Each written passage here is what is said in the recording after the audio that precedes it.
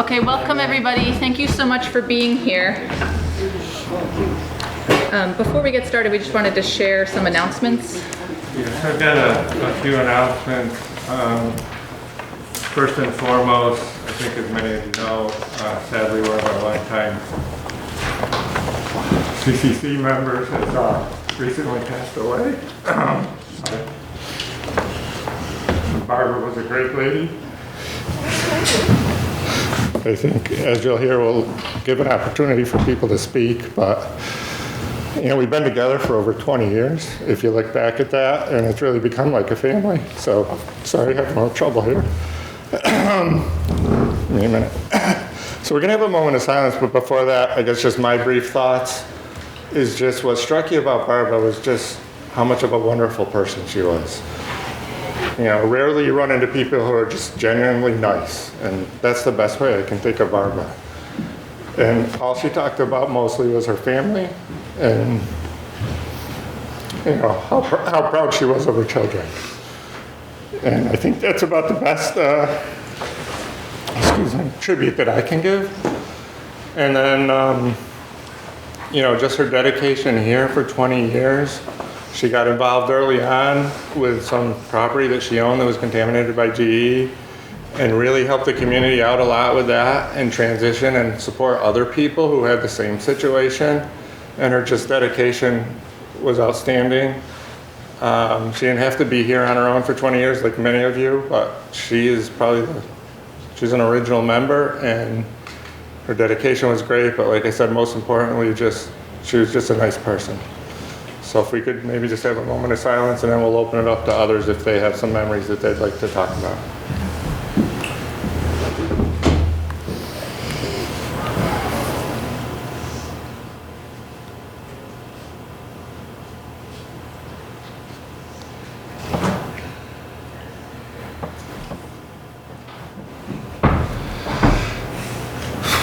Okay, thanks.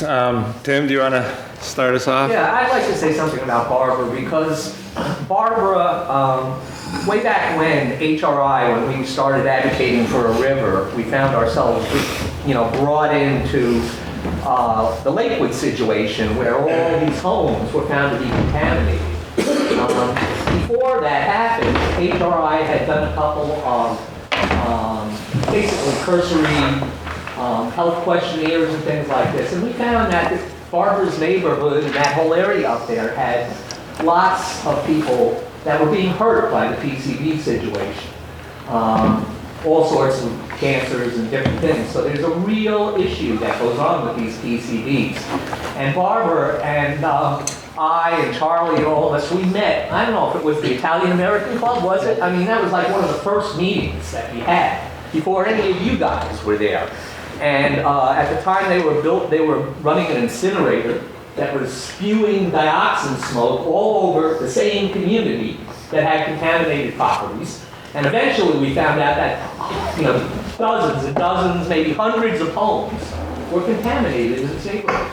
And Citizens for PCB Removal that Barbara and Charlie started were the face of the neighbors in that contaminated community. And people need to know that this PCB thing is actually real.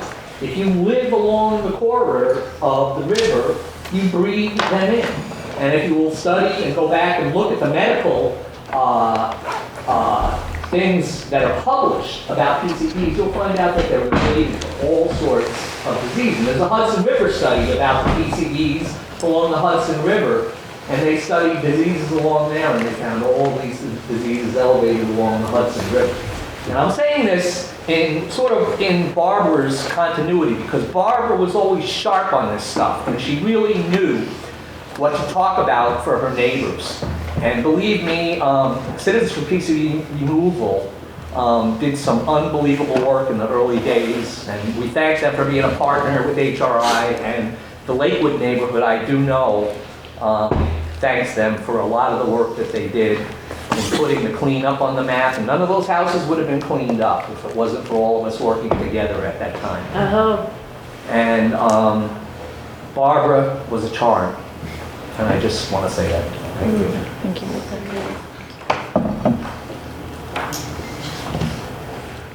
I'd just like to say I really miss Barbara at this table and in this world. And she was an intrepid woman. I really looked up to her, how articulate she was, how passionate she was for cleaning up Pittsfield and holding GE accountable. And she pulled no punches, she was honest. And always, in all of her speeches, she would mention the health of the community. That's what she cared about, the health of our community and our children. And I know she was a great mother, like Ian said, and really cared about Charlie and her children as well. And she's here in spirit. Rest in peace.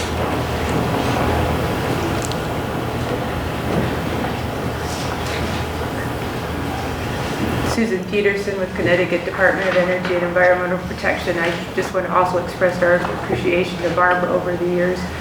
All her work and dedication on this committee and support of Connecticut, and she and Charlie made trips to Connecticut to the CCC meetings down there, and we're very grateful and our deepest sympathies to Charlie and his family.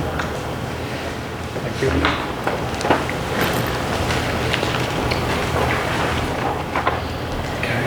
Anybody else who'd like to make a comment? Folks in the audience. Yeah, Sure. Lynn Fowler. Barbara was what I would call a class act. She was always perfectly dressed and could complete sentences and ask questions really intelligently, like I always have trouble doing. And I just loved her very much. Barbara was my sister from a different mother. And we, mentioning the Italian American Club, so far back and remembering all the decades. And Barbara embodied truth, honor, integrity, and humility. And she's been sick for a long time, and not a lot of people knew that. And she didn't want a lot of people to know that. And she walked in a really good way. And she continues to be my sister, even though she's in the unseen world now. Mitakuyasa. I want to say I thought Barbara was the most prolific note taker that I've ever seen. She must have books on these meetings at home. And she did not miss a thing. And she held everyone's feet to the fire here. When something was said or glossed over, she would zero in on it. And I remember her questioning whether it was Dean or Tim or whomever. She did not let you forget that she was listening to everything you said. So, and let's hope we'll keep that spirit up. Yeah. That's what you want us to do.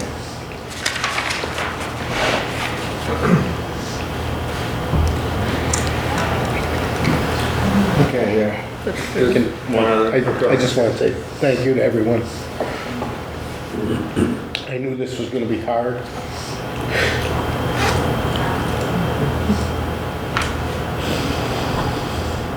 But I also know I belong here.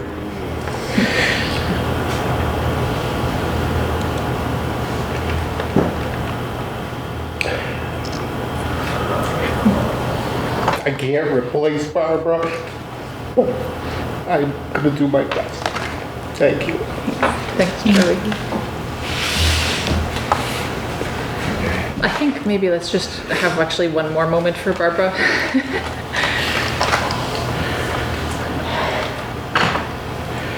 I got a lot of tissues here if anybody else. Thanks. It's okay. We're all gonna need them. Yeah, just one last thing, Charlie, that I had written down, I didn't get out. Brian and everybody in PA also expresses their condolences, so Thank you. just wanted to pass that along. Yeah, I got some cards, individual notes and communications, and I appreciate everything.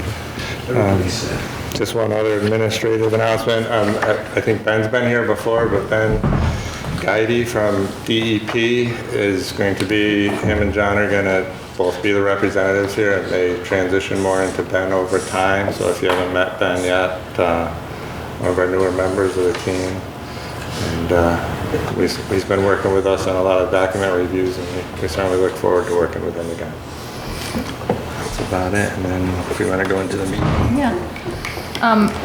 Everybody, I'm Elizabeth Cooper. I work at the Consensus Building Institute with Pat Field, and Pat is very sad not to be here, especially for this meeting. He had a ski accident from which he'll be totally fine, but he's just not as able to travel right now as he wishes he was.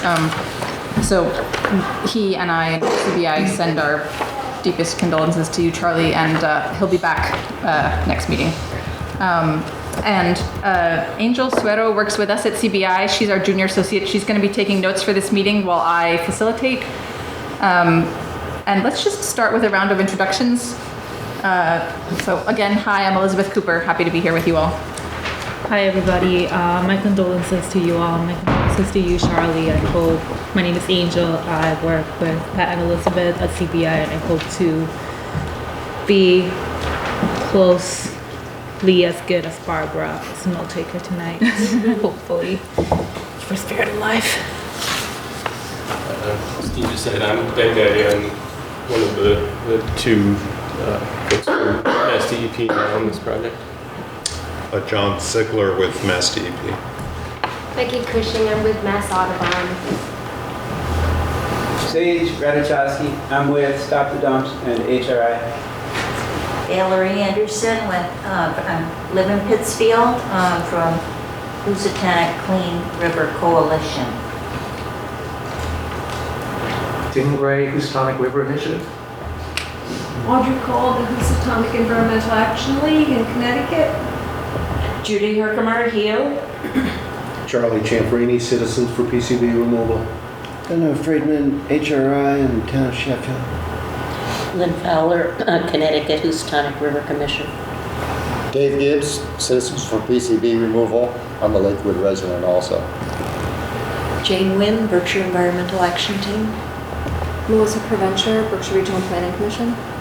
My name is Reed Anderson, and I am CCC and HRI, and I live across the river from where the proposed dump in Housatonic is. Susan Peterson, Connecticut Department of Energy and Environmental Protection. And let me just, Tim and Bob, did you want to introduce yourselves? Sorry, Tim Conway. Tim Conway, counselor for the EPA and alternate member of the CCC. Bob Chancharulo, EPA Boston. I guess I'm the alternate to the alternate. And Kelsey. Hey everybody, I'm Kelsey Dumbbell. I'm a community involvement coordinator with EPA. Great. What about the emeritus back here? I know. I'm just a citizen.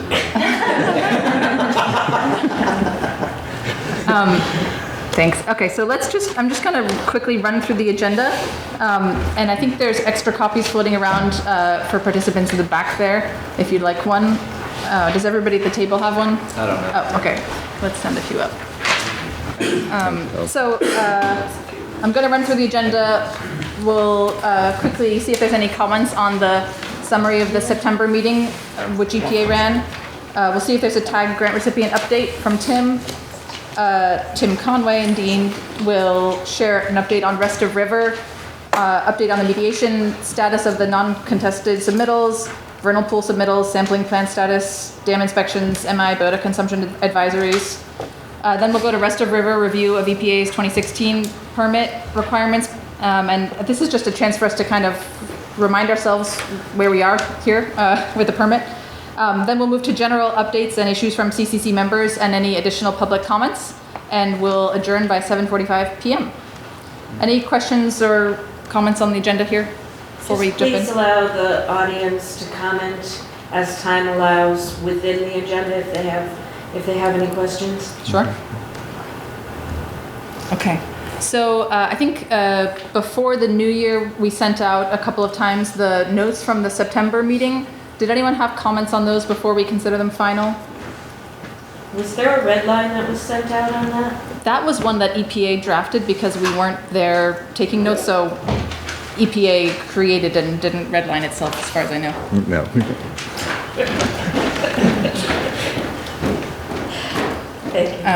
Do folks need any more time to comment, or shall we consider them final? Okay, great.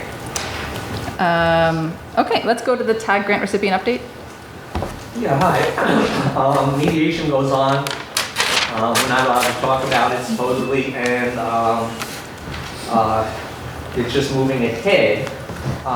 There hasn't been much else going on. So as far as the TAG grant, we've been in a slow motion thing to doing things. We are eager to start putting on some of our science meetings that we have in the past, and we would like to bring in, the next thing we're looking at is to bring in some of the companies that currently have, at least their claims are they have the ability to destroy PCBs. So we're very interested in what they do. There is one company now with EPA for many years sort of resisting at this site to ever use anything innovative. There is Region 5 EPA, which is Michigan, actually is working with a company that has thermal technology, and they're working with the company for innovative technology, so I still don't understand why we can't do that here at this site. Some of the technologies are very interesting, from bacteria that are breaking them down, to enzymes that break them down, to thermal desorption, which is a new thing, and that's been working. And we think all of them should be, we should start discussing them, because we do have a thing called alternative management in these documents, which allow us to maybe someday use alternative technology. My group thinks it's a shame that we haven't gotten there so far, but we still have our hopes up that someday we will get there. Now, I just want to say something about the mediation at the risk that I will get in trouble for it, but I really feel that everything in the mediation could be open to the public. And I really do feel personally, and my group feels, that this would be a very smart thing, that we have the public involved, at least with steps of the mediation. We've gotten this far, and these things are on the table, and even though they're not accepted yet, or they're still being discussed, the public has a chance to hear what's going on, because I think this is very unfair that, we're going to build dumps in neighborhoods and everything's kept quiet. We're going to keep it real quiet. Your neighborhood might be targeted, but you got to stay quiet. Everybody. And I think it's really wrong. I think neighborhoods like to be included, especially if there's something bad targeted for their community. So I really feel that should be something that should, I hope EPA can go back and actually really discuss this with the mediation partners and say, isn't there things we can tell the public what's on the table? Because, some of them might affect my house because I'm near one of them, but a lot of them are going to affect many other neighbors in Berkshire County, and I really feel like they should be allowed to be in the discussion. Otherwise, I think there's part of it that my group feels that a lot of it is sort of a farce on the public. People need to be included. It's their homes, it's their site, it's their county, and we're not doing that.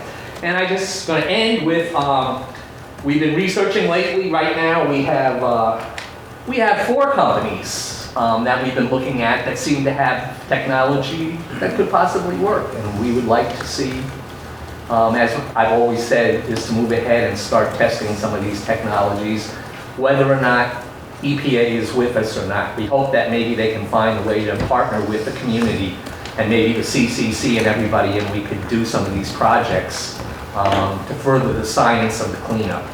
And that's it. Okay, thanks. Let me just, our usual convention, let me just remind folks, if you're at the table and you want to speak, can you just turn up your placard like this, and that will help me keep track of who wants to talk. And folks in the back, if you want to jump in, we do have dedicated time at the end, but depending on how we're progressing through the agenda, if there is time, as Judy mentioned, we may be able to incorporate your comments as we go, and so you can just raise your hands and I'll try to keep an eye out. Any comment, Audrey? I just want to state for the record that the Housatonic Environmental Action League did not sign off on the mediation agreement or participate in it because we couldn't in good conscience do it with our membership, because we weren't permitted to speak to our membership moving forward, and if we were to compromise without consulting our membership, it would be a betrayal, a public betrayal. We have, I think 300 people made up of individuals and organizations. So we couldn't do it, and I feel very sorry for the people who are in the quandary now that they don't want to betray their membership by compromising without consulting their membership. Thank you. Go ahead. Hi, I'm new to this whole forum, and I'm very concerned. Would you mind standing up and just stating your name? Denise Forbes. I live in Housatonic, and I'm very concerned about all of this because I live in an area where they're proposing to dump PCBs, and if there's mediation going on that we're not allowed to know about, that is really out of control, and we really need to know more because our health is concerned. We're concerned about our health, water, and everything in our area. We have a lot of children in Housatonic. It's a very busy area. We're fighting the marijuana cultivation right now, and we don't want PCBs being dumped in Risingdale area. So I don't know what we have to do that, to make sure it doesn't happen. But if there's any information you can help us with, we would love to do something to help us. Thank you. Judy? I suggest that you gather your people together, create an entity, and get a seat at this table. Okay. Okay? Yeah. Thank you.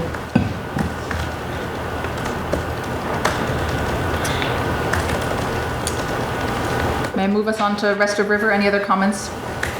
Okay. Dean and Tim, you want to? Can you write first?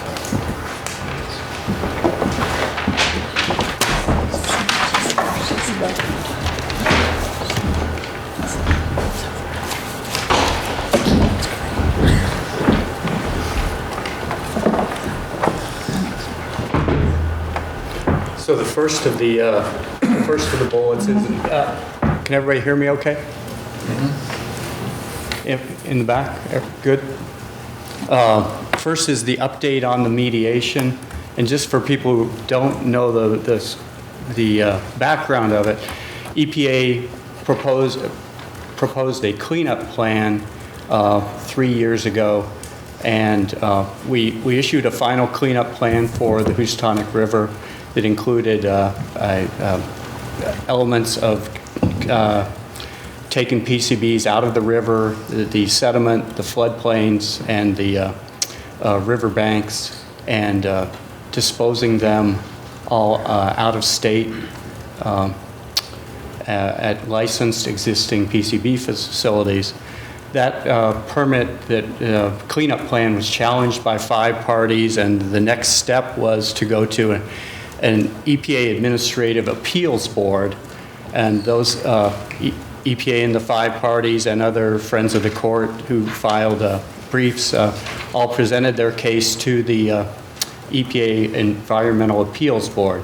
In 2017, the board came out with a decision the next year in which it supported EPA's position on virtually all of the cleanup-related issues, but on the issue of the disposal of the waste, and the board asked EPA, provided EPA with some observations and concerns, and asked EPA to consider those further for the cleanup plan.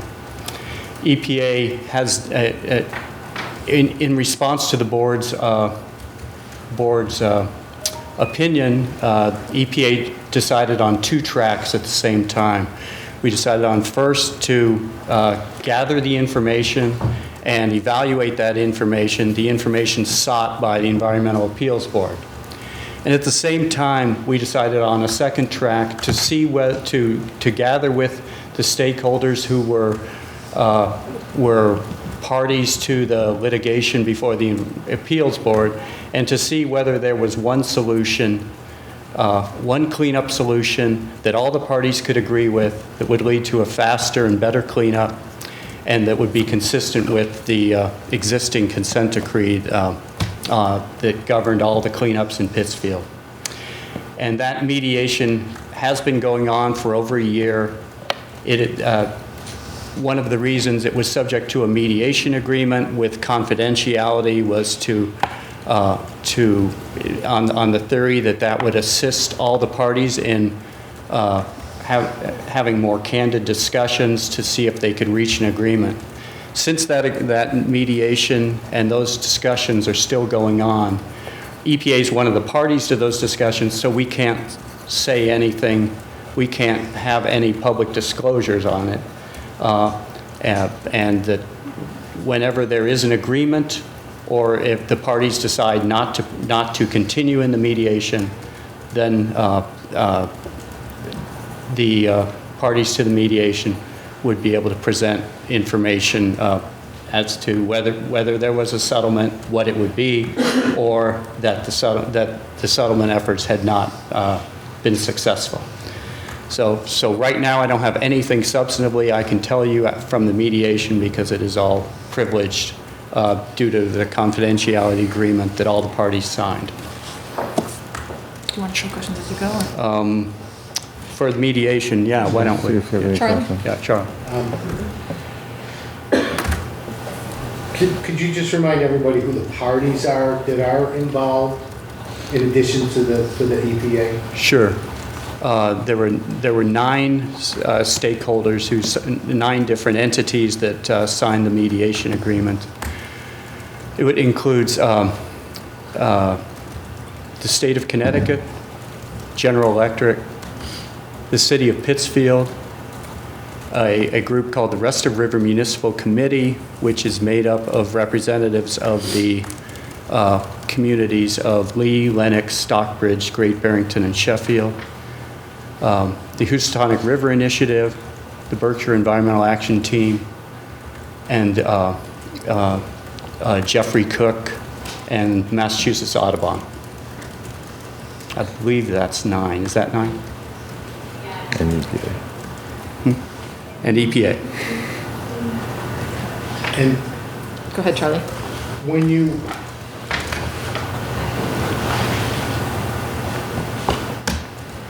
so these groups continue to talk, and you say that there's a mediation, and your purpose of the mediation was to try to determine a better and faster cleanup?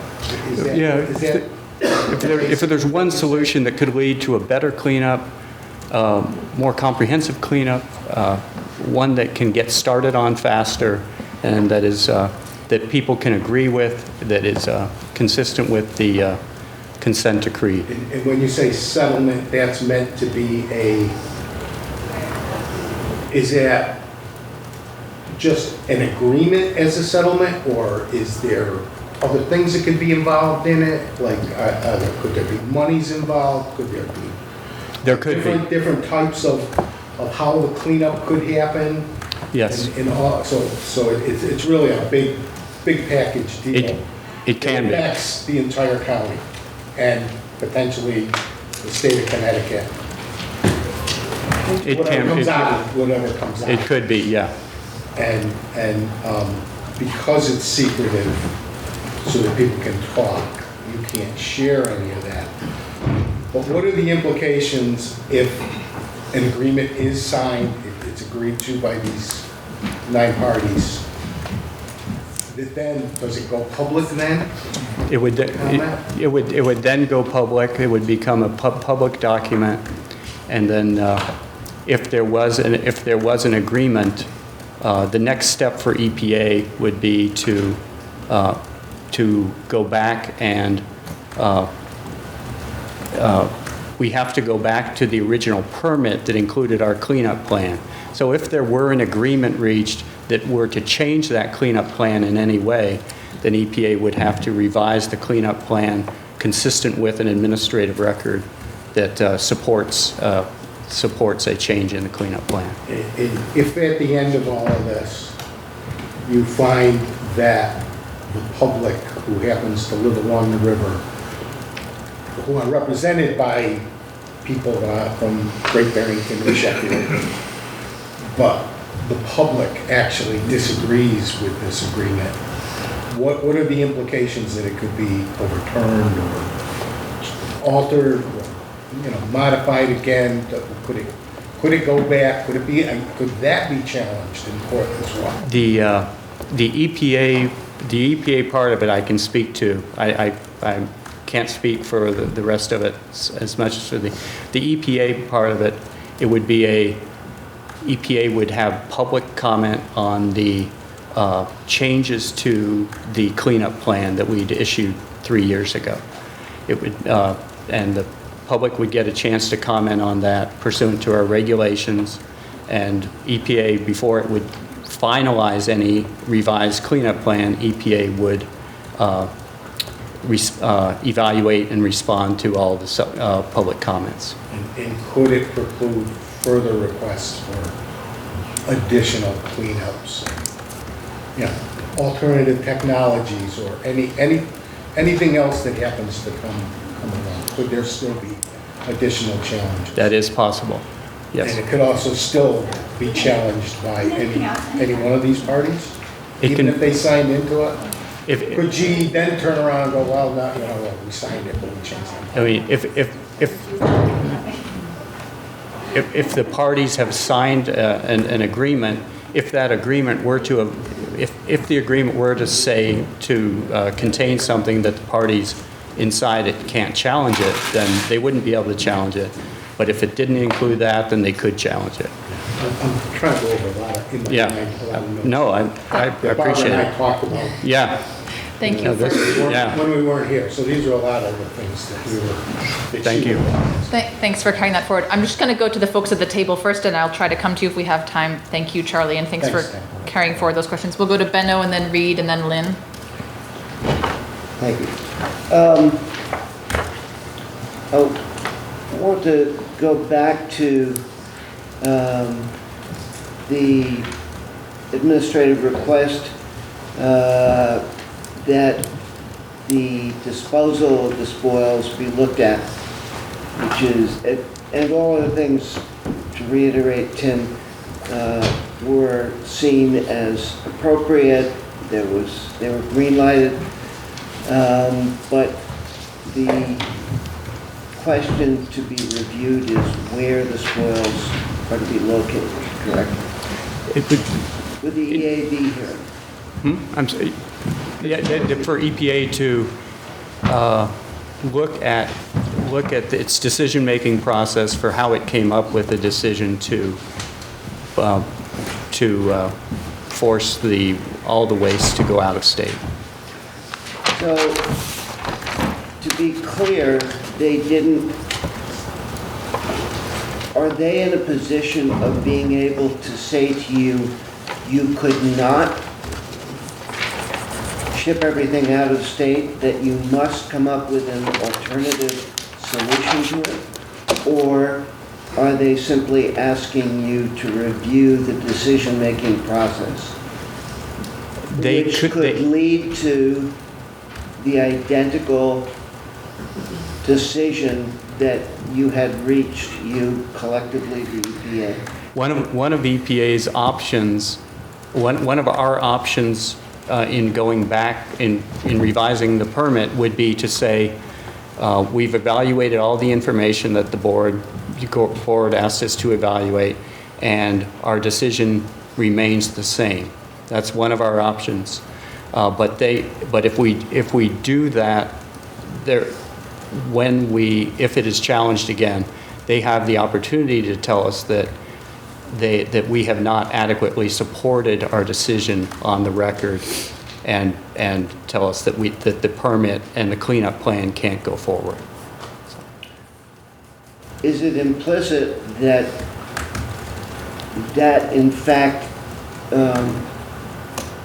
has been prematurely decided upon by the EAB? In other words, if you chose not to change your cleanup plan as presented, is it implicit that that challenge that you just described and the possibility of throwing the entire thing out, has the setting for that has already taken place, and that would be the next step? Then, do you want me to reiterate that, or to? Yeah, could you? I'm sorry. Yeah, okay. I apologize if I wasn't clear. If you choose, if the EPA chose to continue to proceed as had been originally laid out, that everything was going to be shipped out of state, is it already implicit that the challenge to that would occur? And the possibility that this whole thing would be thrown out? Or could you conceivably defend that prior decision with new information and simply say, we still have, after having looked at, again, all the options, we have decided that the best option is still to ship it out of state? I think, yeah, I do. And I think the key was when you said with new information. If we simply went back to the board with the same information underlying our original decision, I think your first analysis is what would happen. Is that my thinking is they would say to us, your cleanup plan cannot go forward as is. But if there were new information that satisfied all of their concerns, they had about a 15-page portion of their opinion dealing with the disposal issue. If we gathered information and that information coupled with the information we already had presented to them was sufficient to show them that we had made the right decision, then it could alter their decision. Are you working on that track simultaneously to see if you could answer their 15 pages worth of concerns? We have been, yeah. And are we allowed to know how close or how far you internally have come to approaching that satisfactorily? We've put a lot of work into it, but we haven't made a determination. But that's on the table. That's on the table. Is there anything that can be done apart from the EPA's involvement in that to weight that decision one way or another, or add to the information that you need to provide back to the EAB board? We got significant information from municipalities and from the Commonwealth of Massachusetts that have helped us in terms of gathering the information that the board requested. And at this point, I don't have an idea of anything more that would assist us. I'm just going to move to make sure that everyone has time. We can come back. Reed, and then Lynn, and then Jane. I almost feel like Benno's question makes me think about when I go into my 14-year-old's room and he's playing video games. It's 10 o'clock at night. And I say, you got to go to sleep. He said, well, yeah, but I can keep playing video games for another hour, and then I'll put myself to bed. I'm like, well, what about half an hour? And then I'll leave, and then I go collect a little bit of information about, inside myself. And I go back. I say, actually, I really would like you to go to bed now. I'd like you to turn the computer off. What I hear Benno say is, who's the parent? Who's the real authority here? My son would be happy to give me 15 pages. He'd be happy to write me a book about why he should stay up and do whatever he damn well wants. But I'm the parent, and it's my responsibility to protect his health, mentally and physically, so that he can live longer so that he can become an educated part of society and maybe one day sit at a table and be a part of something like this. And it just strikes me, well, frustrating that, with all due respect, because I know that the EPA is, I know you guys are working hard, that there seems to be no authority that can be more decisive and thoughtful towards the mental and physical health of these communities with which we've been asked to stay quiet about a mediation and shoulder a great deal of weight by staying quiet.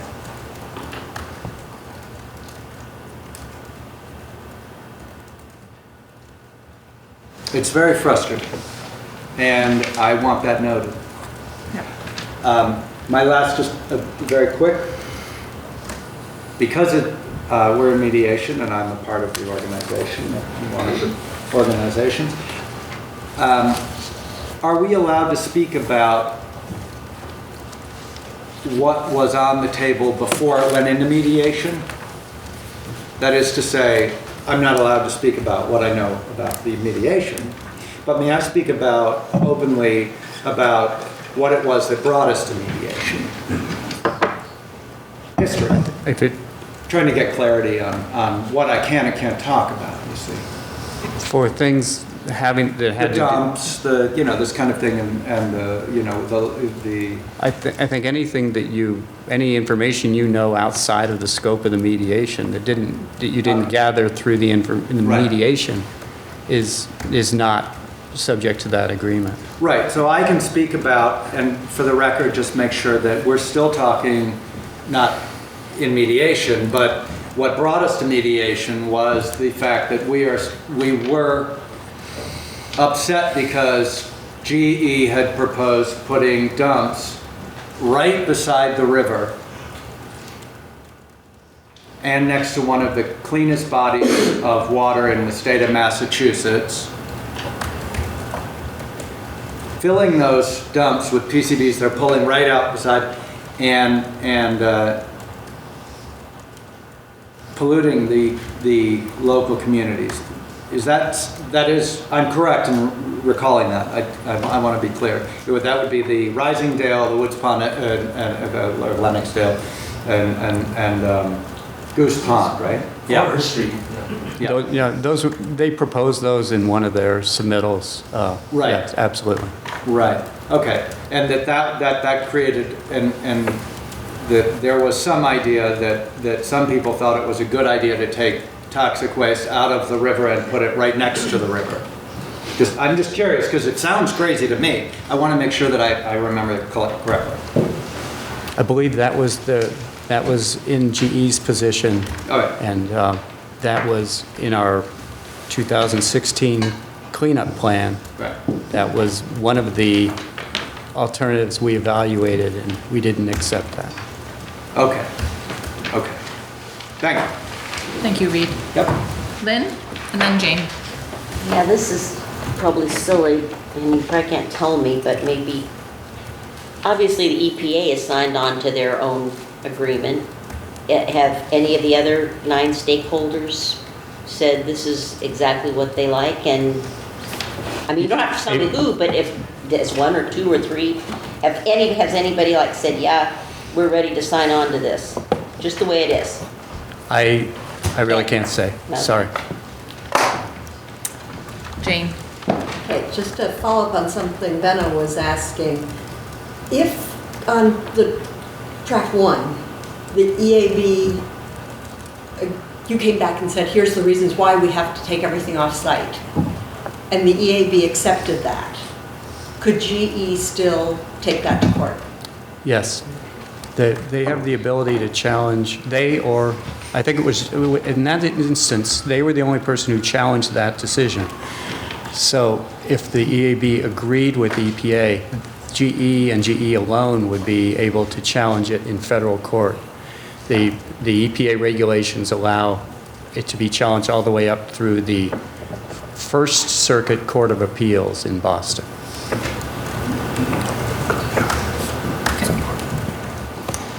Sir, in the audience, did you want to speak? Could you stand and say your name, please? Trevor Forbes. As a resident of Housatonic and a business owner in Lenox, I'm very concerned about the democratic process. I'm very concerned that a lot of this is being done without the public being involved to any great extent. It seems to me, in a state that seems to pride itself on its democracy, a complete aberration of the democratic process. And it leads us and a lot of other people to wonder why that would be the case. And I would urge whatever can be done to involve the public, particularly those that are affected in places like Risingdale, Housatonic, Lennoxdale, etc., to be fully engaged with this particular process. My second point, and I was very interested by the gentleman over here who mentioned alternative ways of dealing with this, I would like to just express, because I was involved some while ago with the gold mining industry in South Africa, which would appear to have no real relevance here at all. But actually it does. Because for years the gold mining industry around Johannesburg used cyanide to basically extract and float the gold. That's how it actually extracted gold. That produced these amazing golden dumps all the way around Johannesburg, which you could see very easily as you flew into the city. They were sterile because nothing would grow in a mixture of cyanide that was within that particular soil. Nobody knew what to do with it. Lots of debates as to taking it out of state, dumping it somewhere else. Isn't that a great idea? We don't want it, somebody else can have it. Until in the 80s, somebody came across a bacteria, and actually a worm, that seemed to enjoy munching on cyanide. If you fly into Johannesburg today, you see very little in the way of those gold dumps. Most of it is actually now vegetated, because basically they found a natural process to actually resolve the situation. So rather than something very radical that might have a lot of implications for the communities living along Housatonic, I would certainly urge the EPA to really try and uncover any alternative circumstances they can in terms of trying to remediate this particular situation. Thank you. Just quickly. One of the technologies that we've been looking at for years is worm technology. Yeah. And it's very interesting, and they've had a lot of success in Europe and overseas, but the company's been trying to get involved in the United States and a little bit of thing, but we're so far behind in the United States from embracing anything innovative, let's put it that way. And it's kind of a real shame, because I've always believed that this site could be the model of not only the country, but the world of using some new technology and trying it out. So if we try one, it doesn't work, you go on to the next one, you try another one. Guess what? These scientists are smart, and they're finding out ways to deal with this. And we should be paying attention to it, and he's right on the money. Yeah. And this is what we look to the EPA to do to protect our communities. Here, here. Thank you. Judy. Are there any representatives in the room from the municipal group who are here representing their municipality? Either at the table or in the audience? Could I trouble you to include that in the notes? I think they're called notes. They are. They're not minutes, they're notes. That no one from any of the municipalities in South County that are involved with this Superfund site are here tonight representing their municipality. Charlie. From your website, it talks about what the EAB issued on its decision. And one of the things, that there was further consideration by EPA were two issues. The limitations placed on GE's responsibility to address PCB contamination related to projects or work performed by third parties. Could you explain that one thing? Sure. What they're looking for you to consider? So the EAB agreed with us on all of our plans for how to get the PCBs out of the river and how to do the PCB cleanup.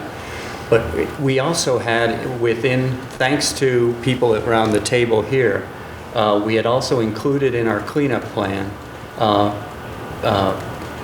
the requirement that in several different types of situations that if they're a third party, somebody outside of EPA or GE, a property owner discovered PCBs while they were doing some project on their property, that they could identify it, and we would require GE to go in and perform and pay for the future, what we call future projects or work involving PCBs on a third party's property. So we plugged that into the cleanup plan in 5 or 6 different places to make sure we had it covered. Unfortunately, the board felt that we didn't place the same, that in some of our references to it, we used different terminology for the requirements, and the board thought that we should reevaluate how and make more consistent the limitations that the consent decree places on GE's responsibility for that. And I think the board was right on that. And we've already been back to the board saying that that's what we meant. It's not really a big deal. We'll make sure our revised plan covers that. So I think that under any scenario is something that we plan to evaluate and plan to include in any kind of a revision. It's not it's something where we will always be able to get GE's required to do the work that is needed for those future projects and work, and do it consistent with the consent decree from 2000. And then the second thing was the location of disposal of PCB contaminated material. Did the EAB specifically say that because the consent decree had used dumps before, that you should be considering dumps, or did they just say, we're not happy that everything is getting shipped off-site? What did they state? It seemed to me that and I haven't looked at the language in a little while, but they did it in sort of 2 ways. First of all, they said that EPA had not adequately supported the evaluation of whether a Toxic Substances Control Act, a particular PCB landfill, whether it was appropriate to site a Toxic Substances Control Act landfill on site as well as sending it out of state. And the board said that we had not adequately supported our determination that those type of landfills are more appropriate where they're already existing, licensed, and already in operation, as opposed to the ones in the Berkshires. So the board said that we had not adequately considered that, and then the board pivoted, and to me it said, and while you're looking at that, we have several other observations on your analysis of disposal options. And it went through A, B, C, D, about 5 or 6 different things as to the different criteria we look at for the disposal options in terms of, what would it, the zoning requirements, community acceptance, existing, applicable or relevant and appropriate requirements under state or federal law. So I think there were 5 or 6 of those, and I didn't come prepared to remember all of them this evening. But so it was a combination of 2 things. One thing that they said we hadn't adequately supported, and then since we had to go back anyway, here's other things that you should evaluate more and get back to us. I know. Okay, so I really like what the analogy that Reed brought out. And and in reference to it,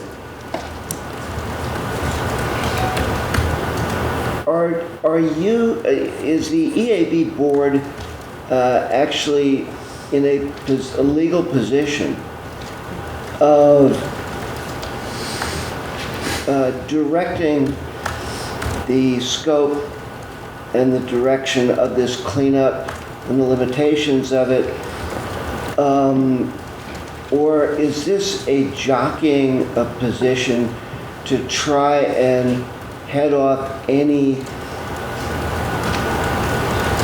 possibility that GE could use your decision in court and call them inadequate? In other words, I guess what I'm trying to get to here is, aside from playing with the rules,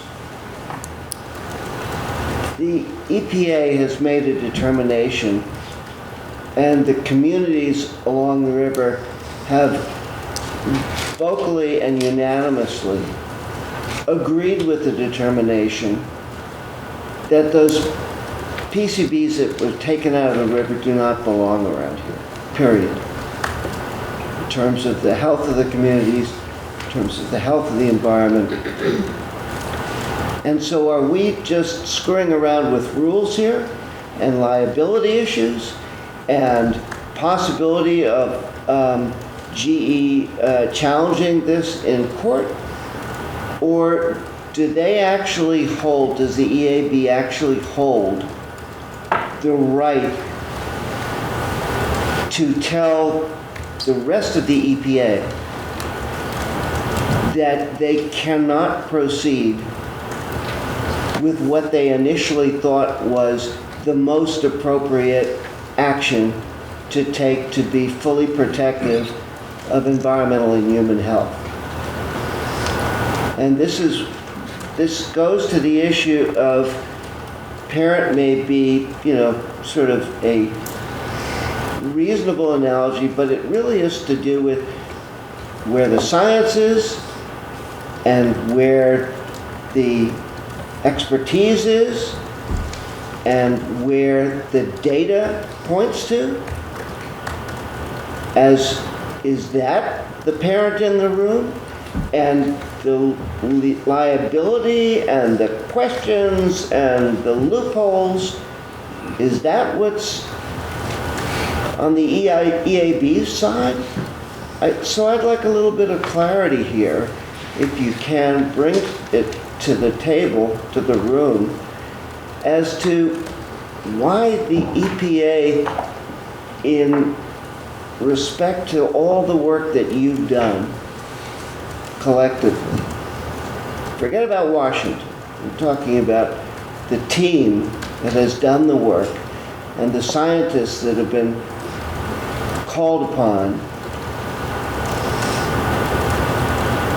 to analyze the data, and the towns and the people who have all very clearly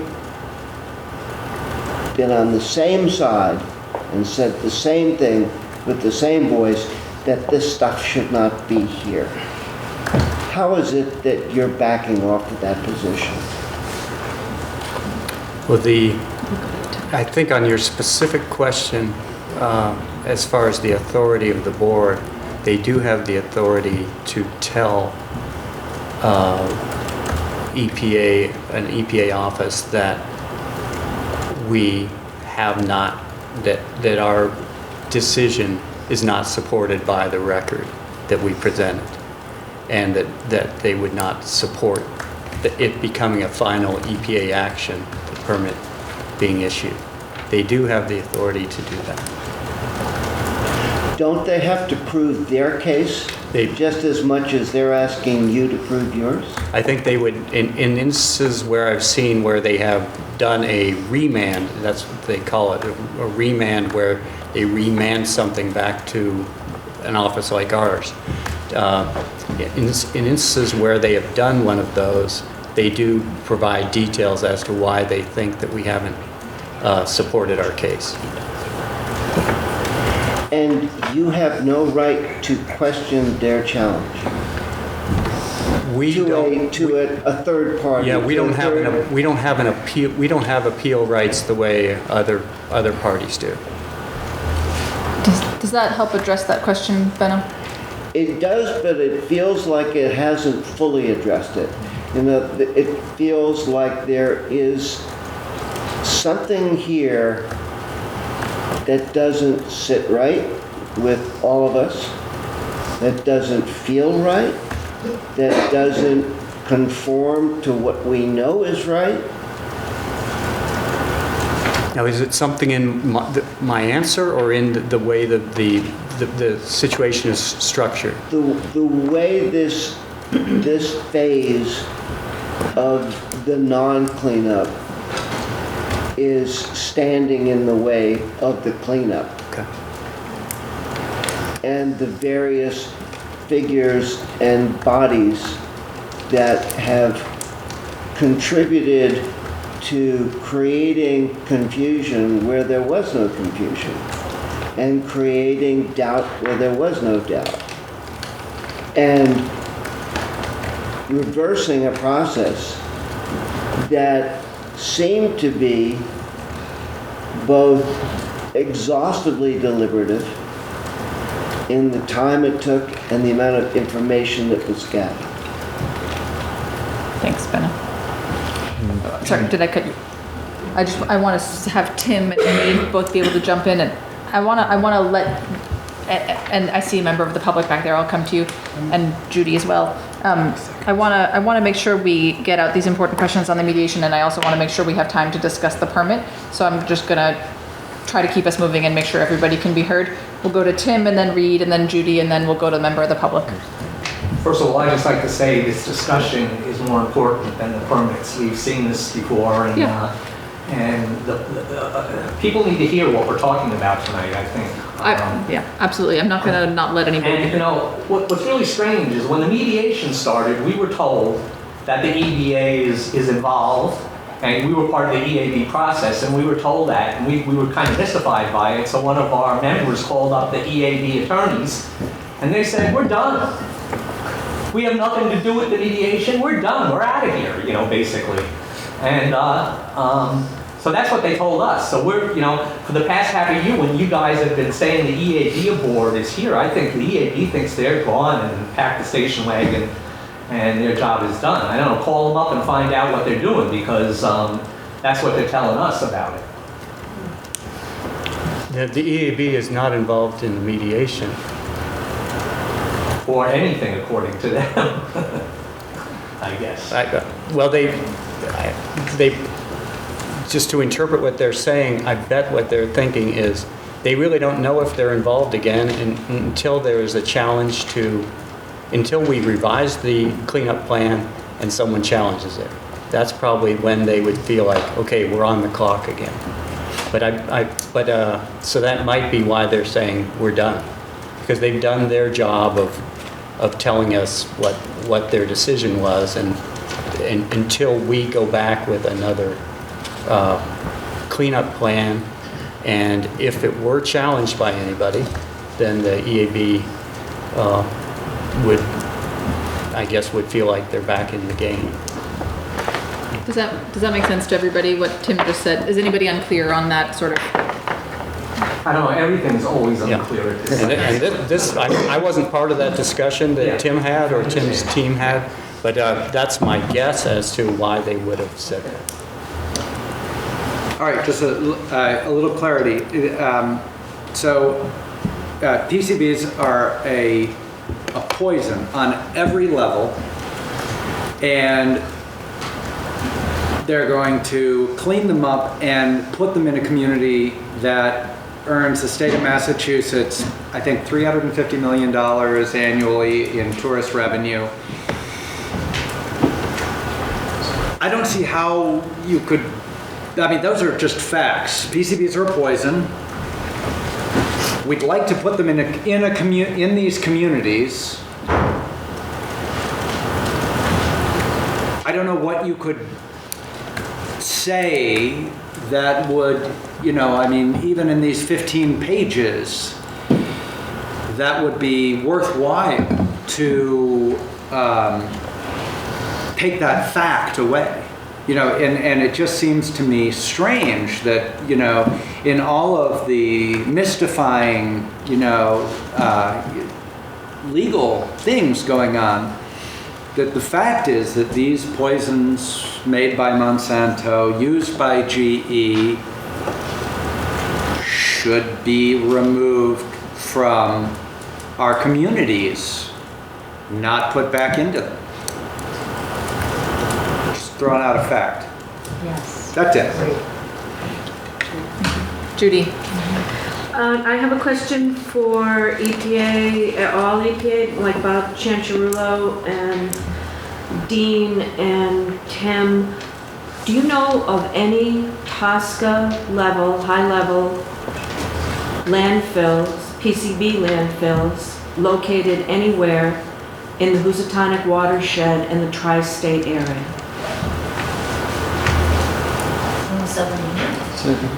Yeah. Are there any Building 71. licensed TSCA level? Licensed commercial TSCA landfills, there's probably only 7 or 8 in the country. If you're talking about a certain section of TSCA, which has chemical waste landfills, there's only about 8 in the country. So that's a commercial landfill, but under TSCA, you're also allowed to consolidate remediation waste. This is separate from a commercial landfill, such as at Building 71 in Pittsfield and many other places around the country and many other Superfund sites. There is consolidation of TSCA waste in many locations. As to whether there's any in the Housatonic River watershed, I don't have any information on that. I don't believe there's any along the Hudson, and consolidation of TSCA level waste is very different than a licensed TSCA level dump. Correct. If you're talking about licensed commercial facilities that receive waste for payment, there's none that I know of in the Housatonic River Valley. Susan, do you know of any in Connecticut? I wouldn't know off the top of my head, Judy. I don't work in that particular. Mass DEP? I don't know of any. No. I don't know of any. And so potentially, there's somewhat of a precedent for a dump because of the consolidation of the TSCA level waste unlined in Pittsfield on GE property. That was negotiated and allowed on GE property. But if a TSCA high-level PCB dump comes south now for rest of river, this could be precedent setting for this site and for other sites also. And the only other thing I wanted to know was, in addition to any representatives from the municipalities in the room here representing their municipalities, are there any representatives in the room at the table or in the audience from local, regional, or state level departments of public health here tonight?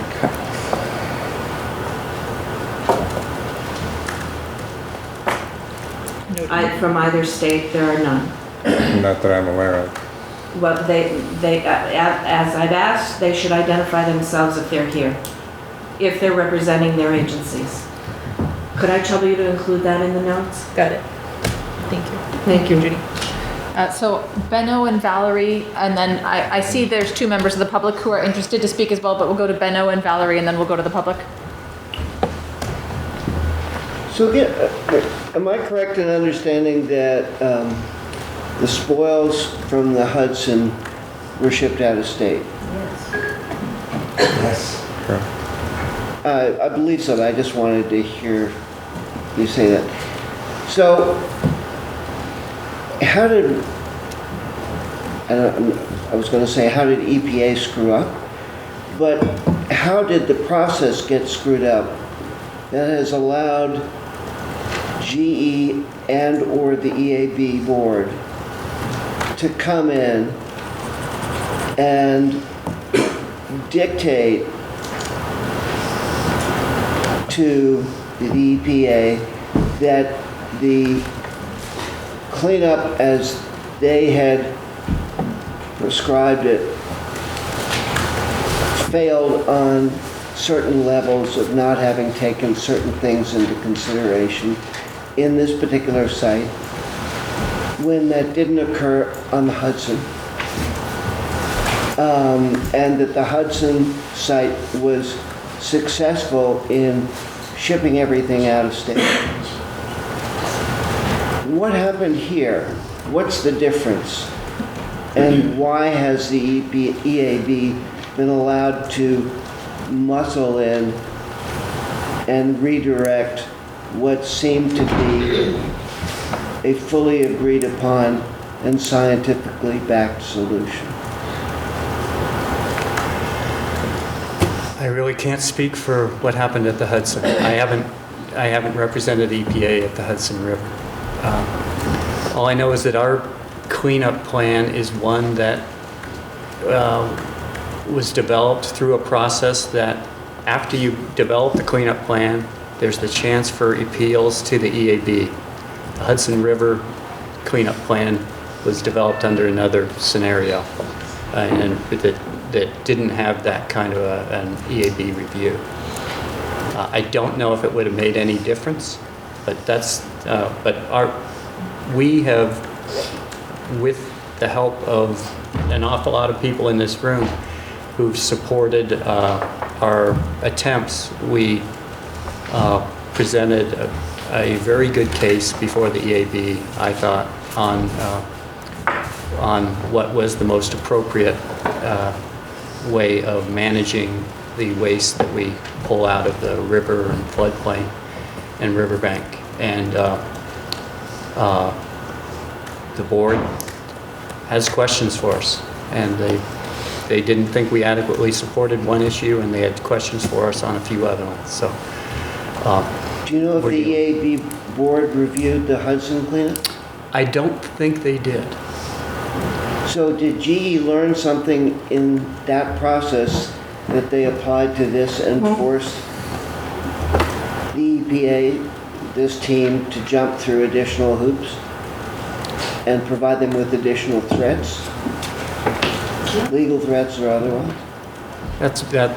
The one piece of this is that since this under EPA's processes or practices in the 1990s, if there was an existing facility that had a lot of contamination at it, it was to be handled under the Resource Conservation Recovery Act, or RCRA, the RCRA corrective action process. And that's how EPA's, GE's cleanups had been covered under the RCRA corrective action permits. And the RCRA corrective action permits are all reviewed by the EAB. And so that's the process we've had to follow. All I know is that we're dealing with the same chemical used by the same company, mishandled in the same way. And one side gets everything shipped out of state. Certainly there was, given the length of the Hudson site, the potential for countless landfills to be developed and used in that area without shipping it out of the state. As a matter of fact, that was the original plan, as I remember, that it was going to be dumped along the Hudson. And the plan got changed based on popular disinclination for that solution. And I'm surprised at myself for not having, sort of asked this question 5 years ago or 3 years ago. But we have two sites that ran under parallel track for a great deal of the way. And for some reason, we're now being asked to eat some proverbial blank that this set of communities very close to our particular river did not have to deal with. And that your team has had to knuckle under a kind of existential authority that, is somewhere an impaneled group of wise and judicious elders who've decided that you've screwed up and you need to go back and re-examine this. I'm mystified. I'm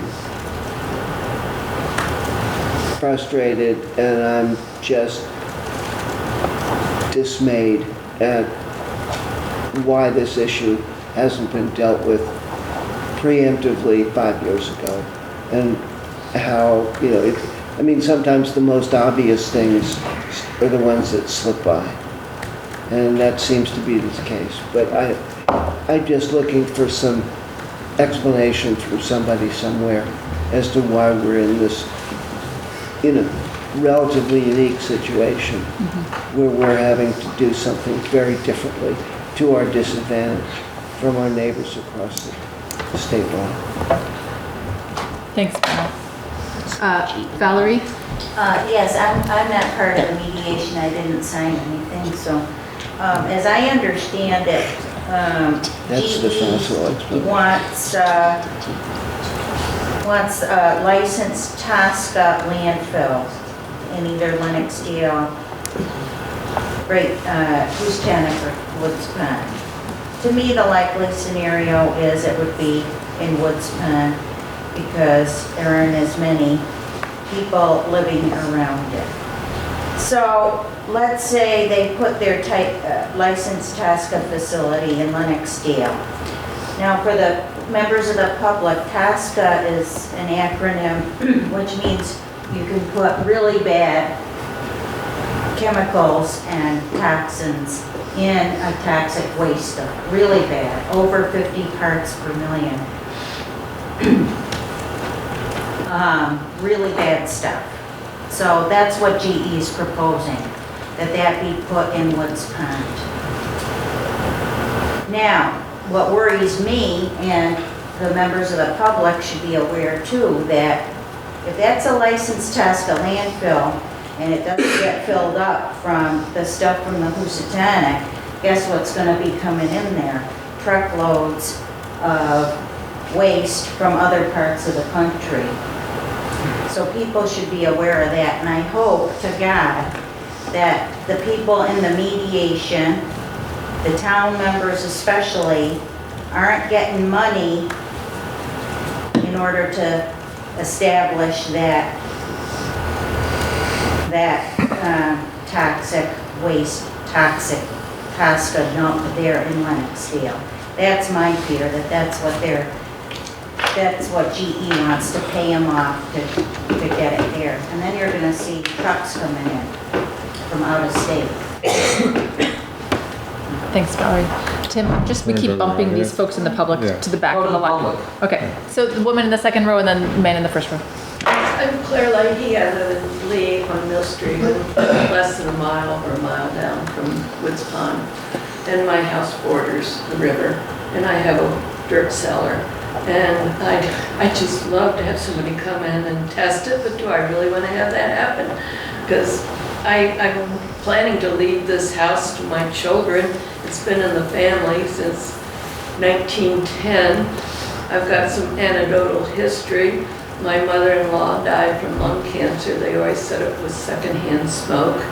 I've had 2 bladder tumors, which the urologist said is very strange, and being looked at right now as, from what I understand, really there is a history of this along the whole river.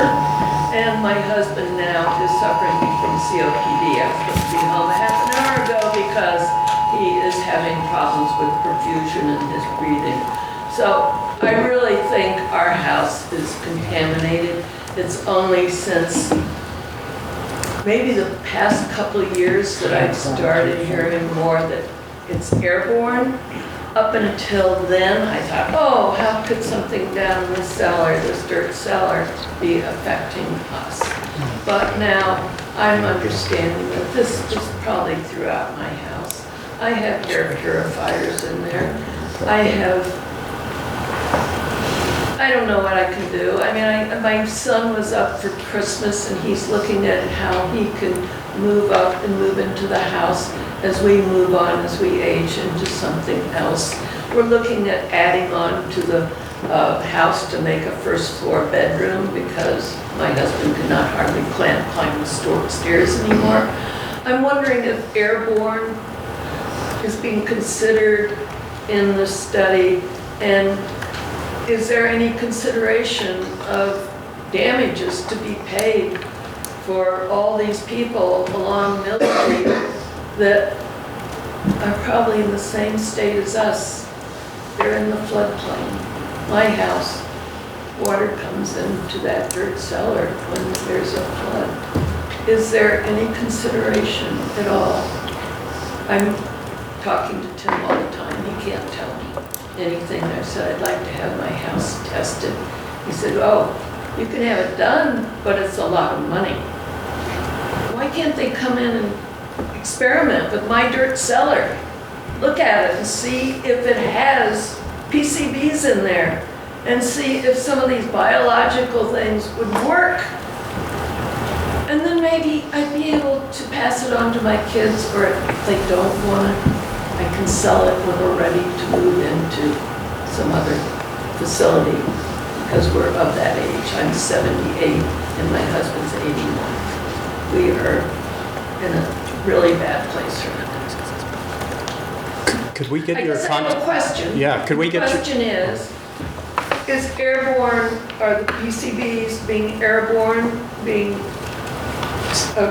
acknowledged in the study that's been going on now? In the sense, also, as you dig these up, they're going to be airborne, and how do you control that? How's it going to affect the neighborhoods as far as not just seeping into the ground if you put it in Woods Pond and then it's seeping into the river and more of that coming down into my cellar? Is it being considered what it's going to be doing to the neighborhoods? Sure, and if we could get your contact information, maybe if Dean could talk a little bit about the risk assessments we've done. But just to be clear, when Valerie mentioned the Woods Pond as a site for disposal, what GE had proposed in their submittals was a gravel pit area that was it's not in Woods Pond. So it wouldn't be actually in the pond. Right, but it's also right there on the okay. That's right. I just wanted to make sure. And I understand there would be liners, I guess, but And before we move on to the gentleman in the front, do you want to say anything about human health and physical so health? the air pathway was evaluated. There has been PCB sampling done in the air. We've done a lot of remediation. So one, it was evaluated as part of Rest the River. There's been a lot of remediation over 20 years in Pittsfield. During those remediation activities, there has been air sampling for PCBs.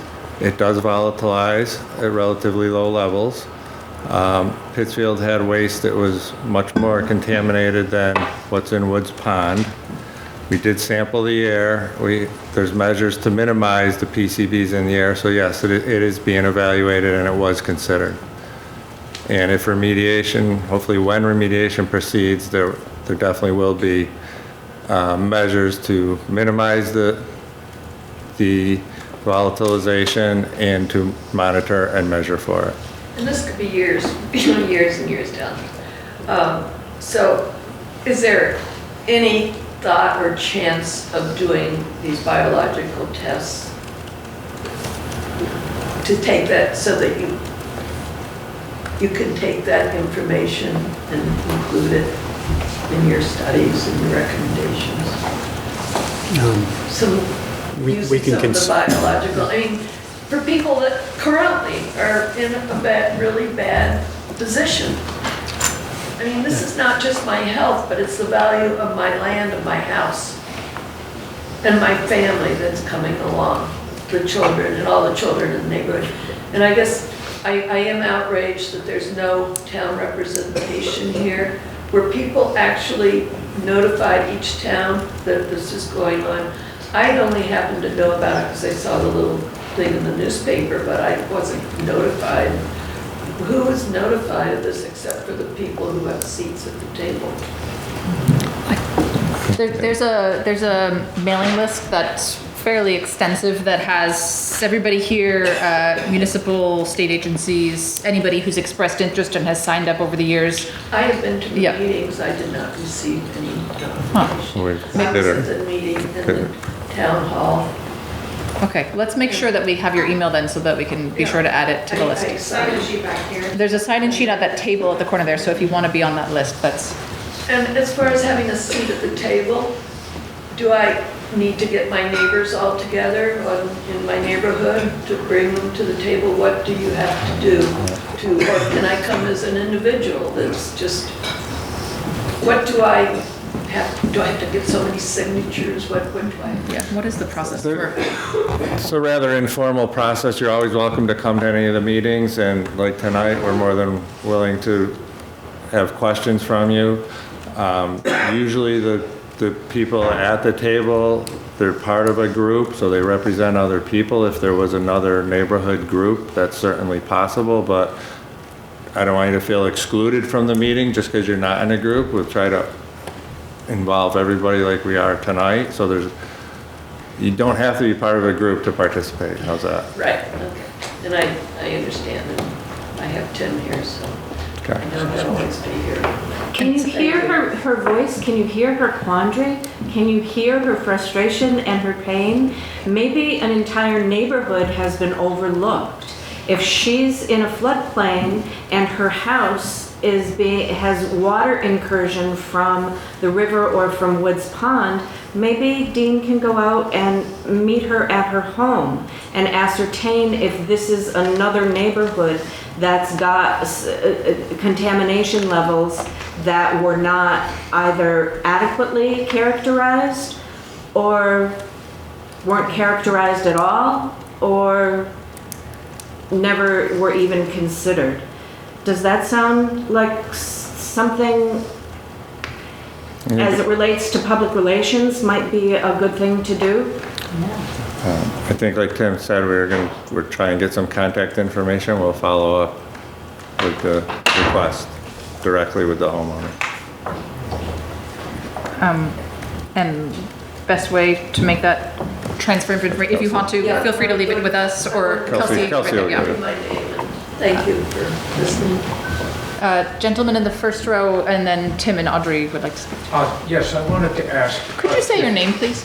Danny Alsop, Stockbridge. I wanted to ask Judy Herkimer if she could restate her question about, I didn't hear you, Judy, about what concentrations of PCBs in landfills within the watershed. Was that what you asked?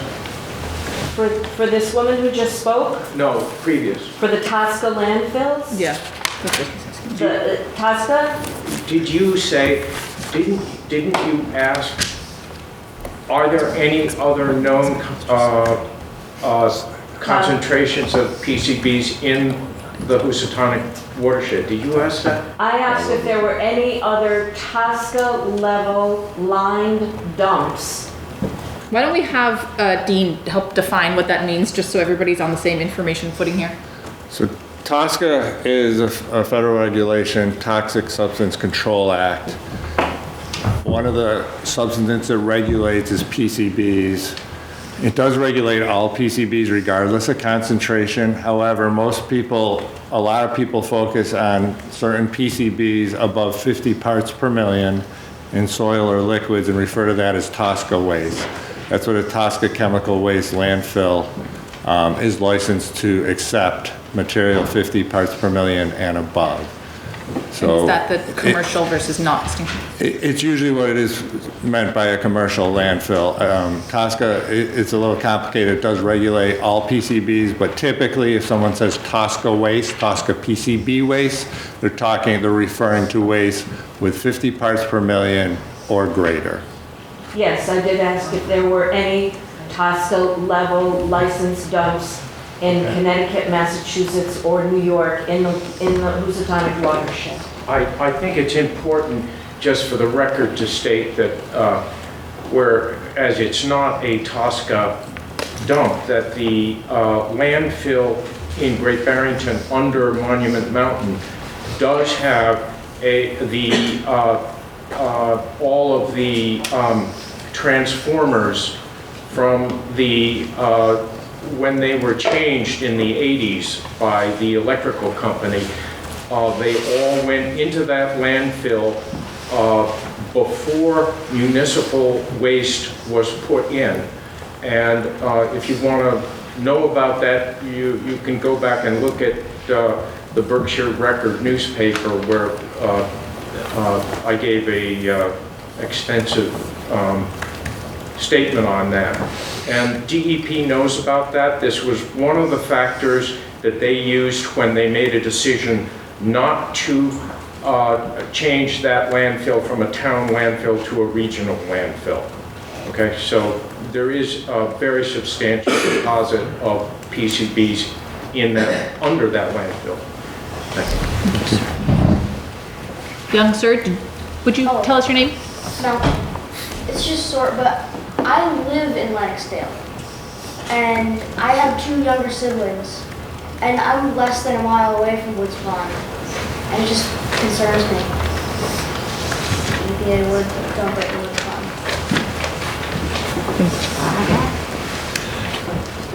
Pond. Tim and Audrey. I've got a couple of things to say. One, just to go back to remind everybody that the towns along the Hudson River passed bylaws to not allow toxic waste in their towns. And not all of them did it, I think, but there was enough pressure, enough towns ended up doing that where EPA had no choice to be able to dump it over there. So it was a very smart move that the towns probably should be doing. I won't say what I think about what's going on. Now, I just want to address this issue that that Bunny over there, I guess she left, brought up about PCBs and people's houses and about where you live. And why are we cleaning up PCBs all over the world in the first place? It's one, because, as Reed brought it up, it's an incredibly poisonous thing. Very, very bad for you. Bad to breathe, bad to swim in, bad to jump in, bad to everything, okay?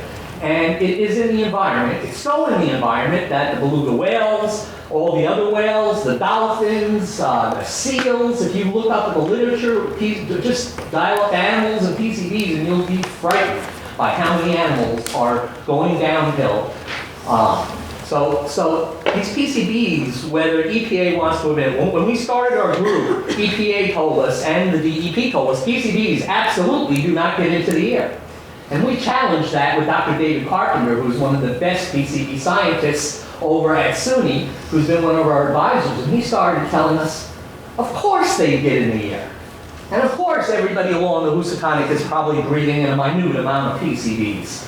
And he did a study, by the way, and look it up. Dr. David Carpenter on the Hudson River, a study of PCBs on the river. I think I mentioned it earlier. But go look at that study, and it's amazing the amount of disease, and it was a very well done study published, and you should check it out because PCB's in the air.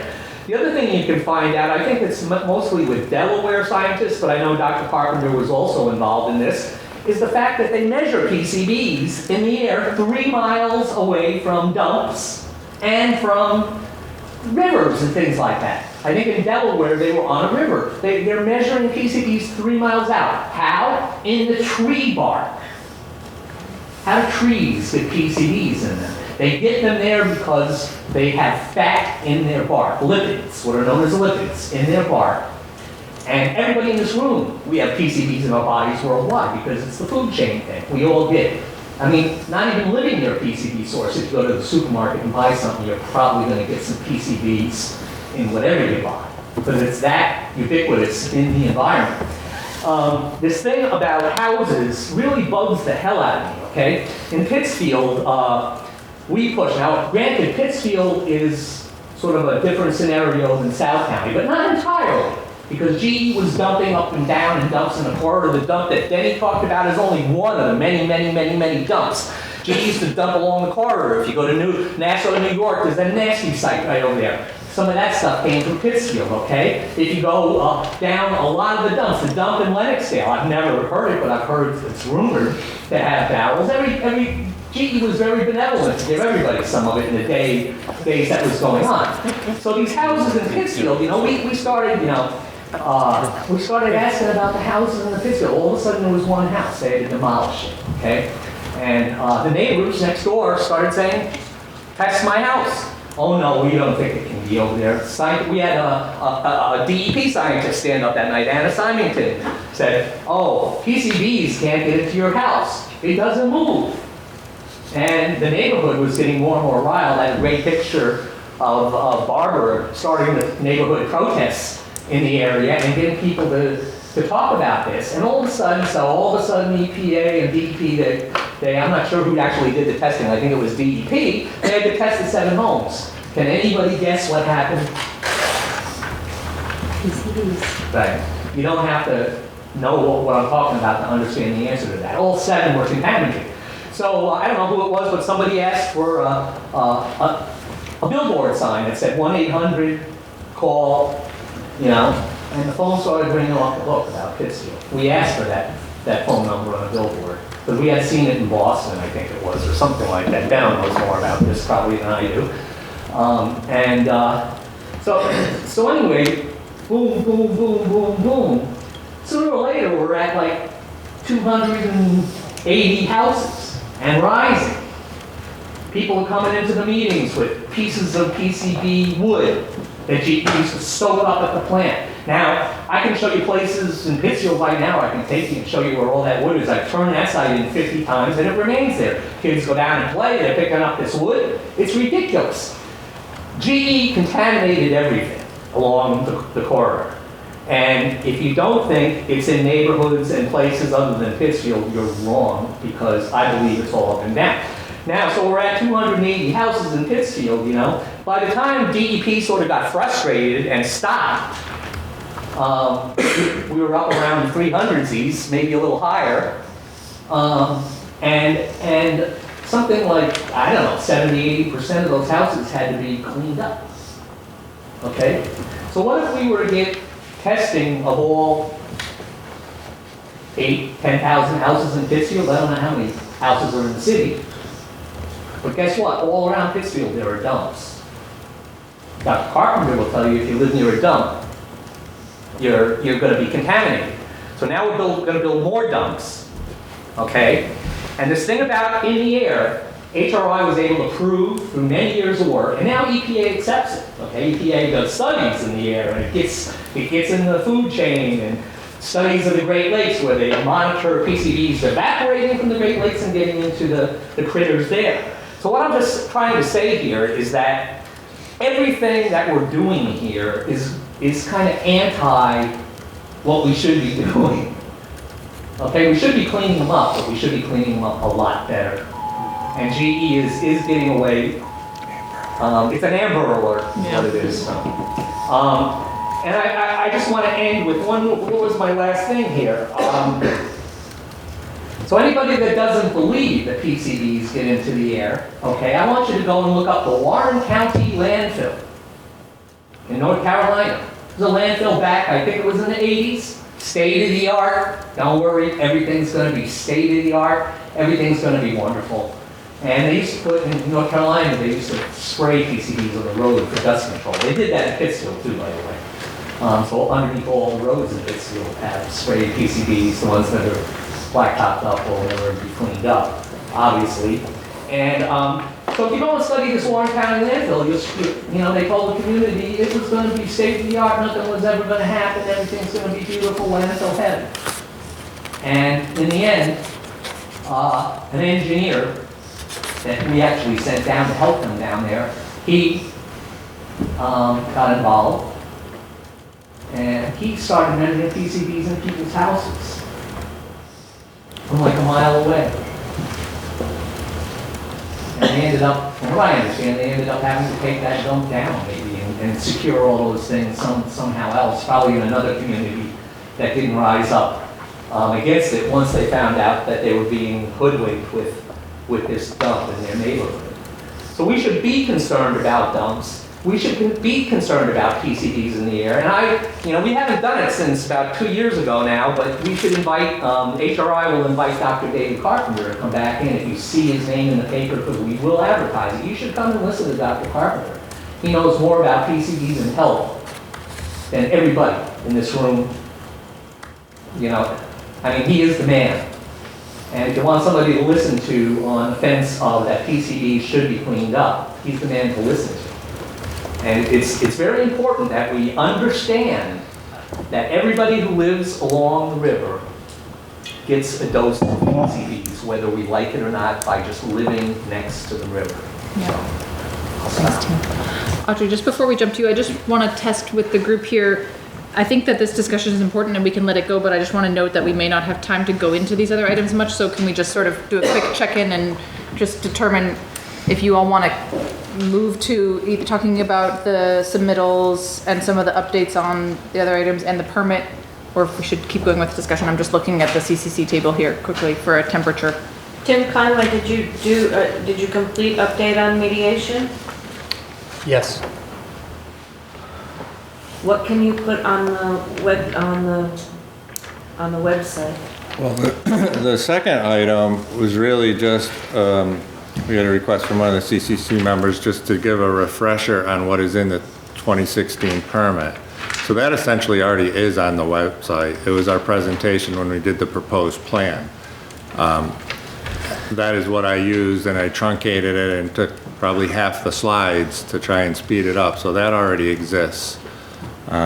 Is that a massive file? Can you send that out? It's pretty I mean, we can send out a streamlined one that I did today. And if it's posted, we could post it and we can just send the URL. Great. And same thing for the uncontested ones, but whatever the group wants. Is anybody uncomfortable with just having that review happen on your own online? Would anybody like to have it happen here now? Okay, then we can, Judy,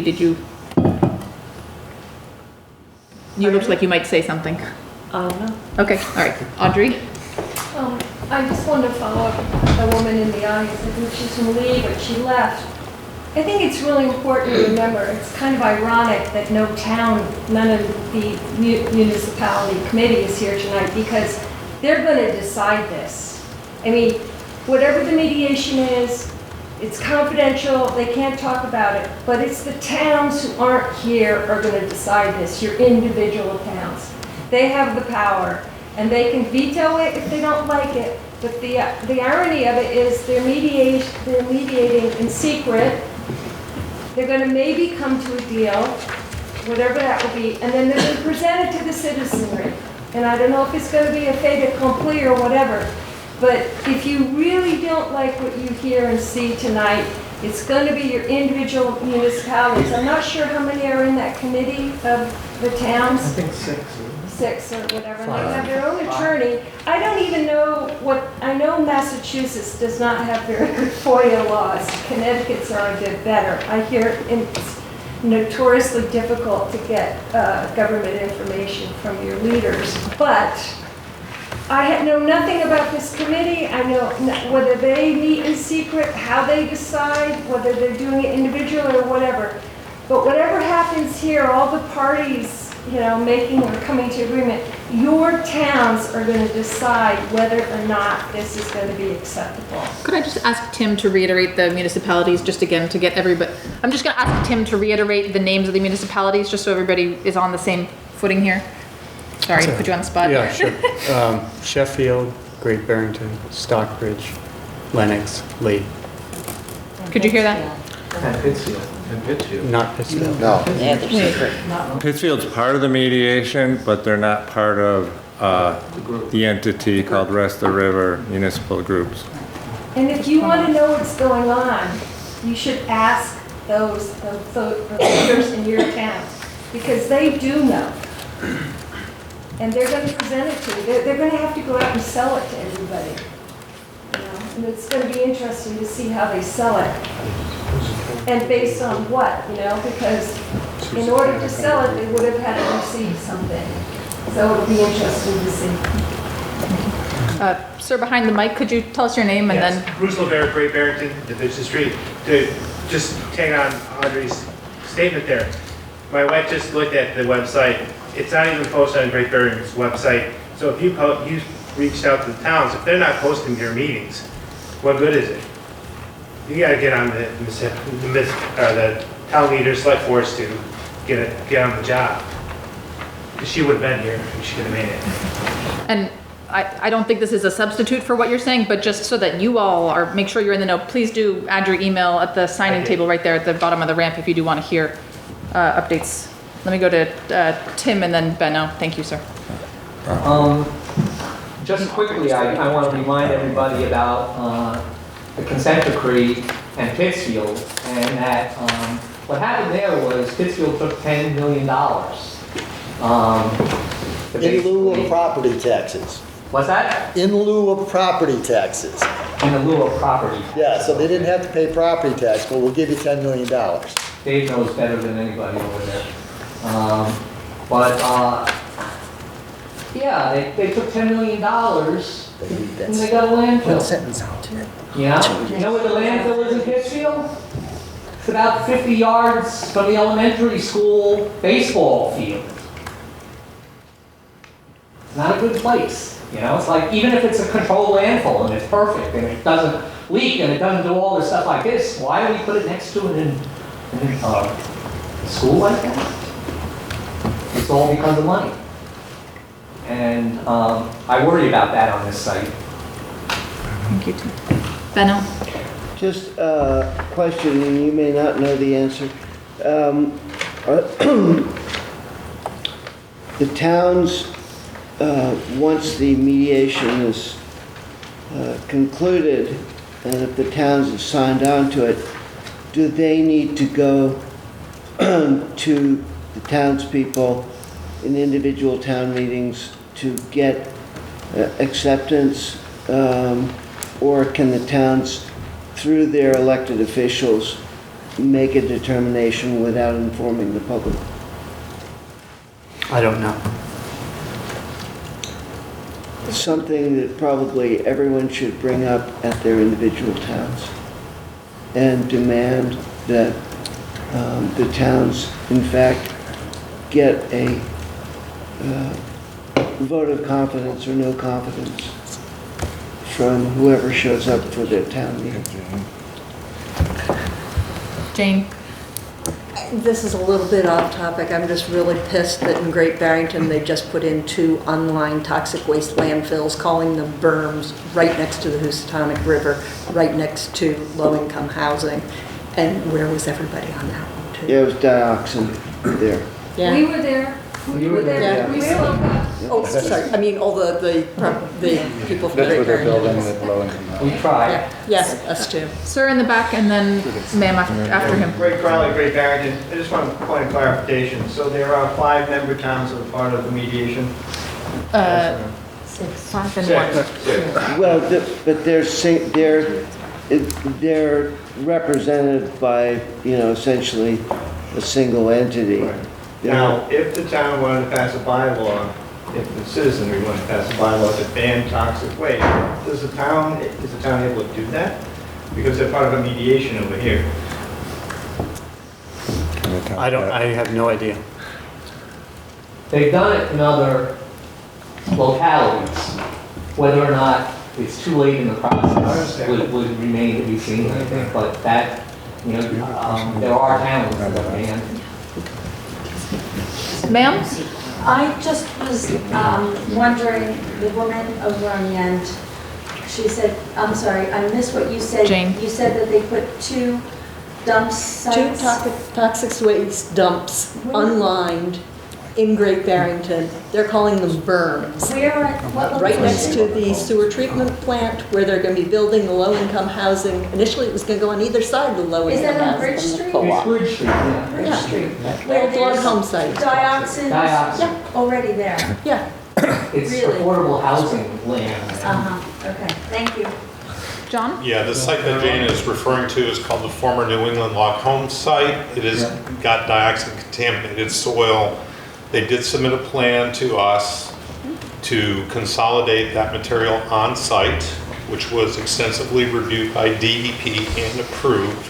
It does meet state regulations. Unlined, It is online, right next yes. to the river. It is capped. It will Dioxin, be capped. PCP, extraordinaire. You know that we've commented on every Yep. single document, we've attended every single meeting. Your agency dug its heels in. There will be children, there will be women of childbearing age living on that site. Stunning, stunning. Okay, I just want to let folks know it was reviewed by the state and Well, you it got does the meet youth state center across the regulations. Can I just ask people so that we can understand each other, just to, Yeah, I'm just acknowledging that it is a state site and it was reviewed in accordance with our regulations and it meets state regulations. Not good enough. The answer to the question that he's answering, we've heard that so many times over the last 20 years, and guess what? You shouldn't be approving things next to neighborhoods like this. You just shouldn't do it. I mean, that should be one of your regulations. If there's a neighborhood there, you don't put it there. I mean, it's so simple to understand, and if it was your neighborhood at your home, you would understand this quite a bit more. I think DEP and EPA need to go on a retreat and learn about if your home was contaminated, what can you do? And it frustrates me because we've heard this and heard this and heard this about this. And this cap, we tried to fight this thing, we lost. We didn't win. The town went for it, everybody went for it, and come on. Dioxins are worse than PCBs. Yeah. Okay? They're considered quite a bit. And they're doing this all across the state, by the way. They're building affordable housing as close or on top of contamination wherever they can. It's happening all over the place, and it's a really bad thing. But Great Barrington permitted it. Correct. That's my point. It's the towns, and you have to know what your towns are doing. For money, I'm sure. Malcolm? Well, that's why I wanted to mention the 10,000 that Pittsfield takes. And I am worried about things like that happening at the site. We've been talking about this for 20 years, ever since we saw it happen in Pittsfield. This is nothing new to HRI, right, guys? I mean, we've heard this over and over and over and over again. And thanks, Tim. Malcolm was waiting, and then I just want to, I know we've been going to the audience as we go, but I just want to give a particular opportunity for folks in the audience who may have been waiting. Malcolm, and then we'll go. I just want to know what state regulations are there that allows you to put a neighborhood, basically, people living there on a dioxin site. Yep, so our state regulations require you to protect public health and the environment.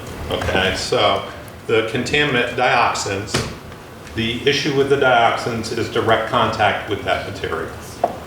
Okay, the cap these, what Jane calls the two berms, they are going to be capped to prevent the direct contact with that material and monitored throughout time. And so that is considered a protective remedy for the dioxins on that site. Yeah, I understand that, but what if something goes wrong? What if that doesn't work?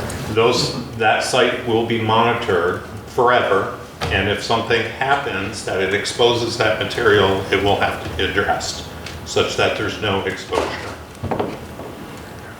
But doesn't the exposure happen when you're told that it's not working and you have to go in there? So the kids, the people have already been exposed if it fails.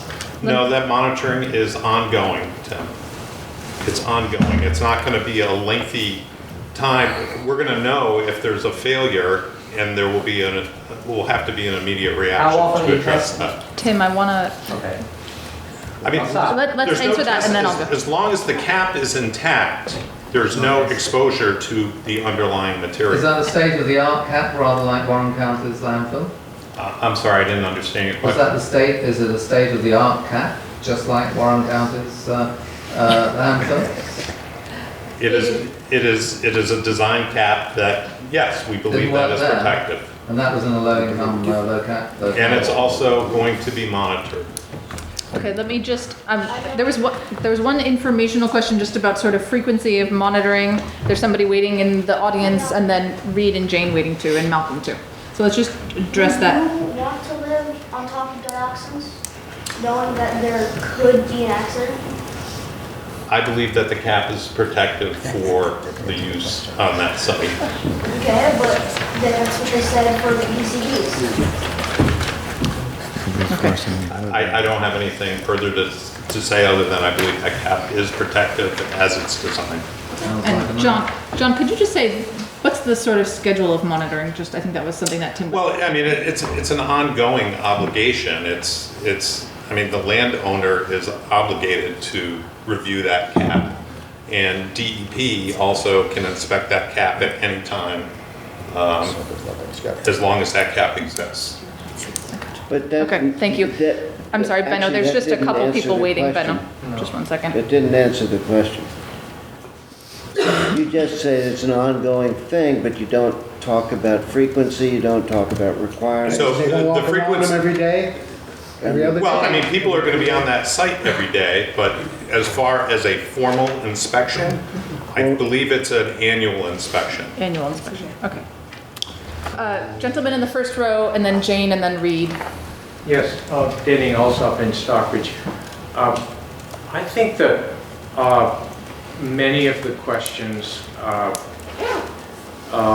which people are asking right now relate to human health. Mm-hmm. And I think it's very difficult to make the kinds of assessments without a careful, in-depth analysis of the health, the existing health in the river corridor. And I am personally not aware of a systematic, the proper kind of health study which should have been done in Pittsfield and was not. It was, we all know. So we're basically relying on, if I understand it correctly, risk analyses.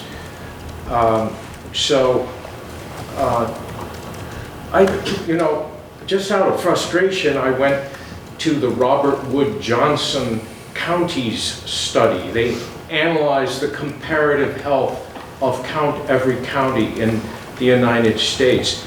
And I was surprised, first of all, to notice that of the counties in Massachusetts, Berkshire County is 13 out of 14. It's the second to last in Robert Wood Johnson's study of health. And so then I thought, well, why don't I look at some of the towns, along the river? And that's difficult to do if you're not a physician. and you don't get access, but somehow or another got access to Lenox. And Lenox had 2.86 times the bladder cancer of the national average. And I think that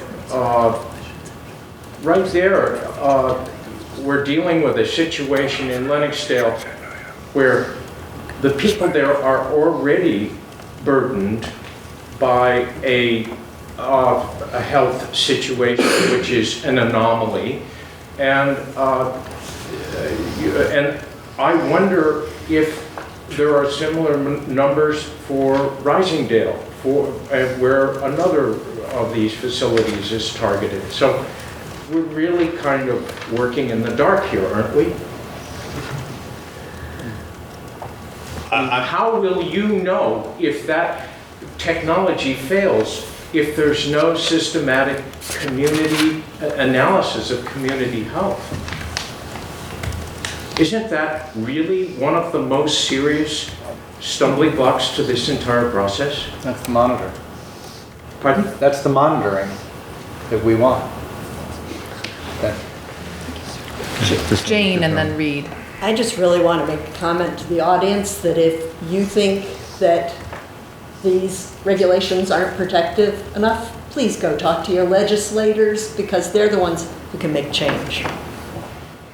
I was just curious. You're finished. I didn't want to I was just curious in terms of monitoring, if it's monitored annually in perpetuity, what the cost of monitoring something in perpetuity, because we'll be probably monitoring these PCB dumps in perpetuity, what the cost is for monitoring something, say, given a 50-year scope, right? So perpetuity is longer than 50 years, we all hope, right? But, so 50 years, what the cost would be to do that, as opposed to the costs that are being offset by not removing the toxic waste from the site, particularly the dioxin. I mean, somebody's going to get a salary for, visiting that, they're going to get paid for visiting there once a year. They're going to probably be checking a computer thing every now and again. They're going to be, it's going to be a little strike list of things. After a certain amount of time, an interest-bearing account would probably lap that monitoring in perpetuity. And I would say the same for the PCB dumps, that we've asked to be not in southern Berkshire County. That, what is the cost going to be? And has anybody actually done that math? I'm lousy at math, so it definitely doesn't fall on me, but I would ask for that to be seen. 25-year cost of monitoring with inflation taken into account, a 50-year monitoring, a 75-year monitoring, a 100-year monitoring, because some of us probably make 100, right? So. And there's different jurisdictions responsible for different monitoring for different of these. I don't know if anybody. So even more people costing more money for more monitoring.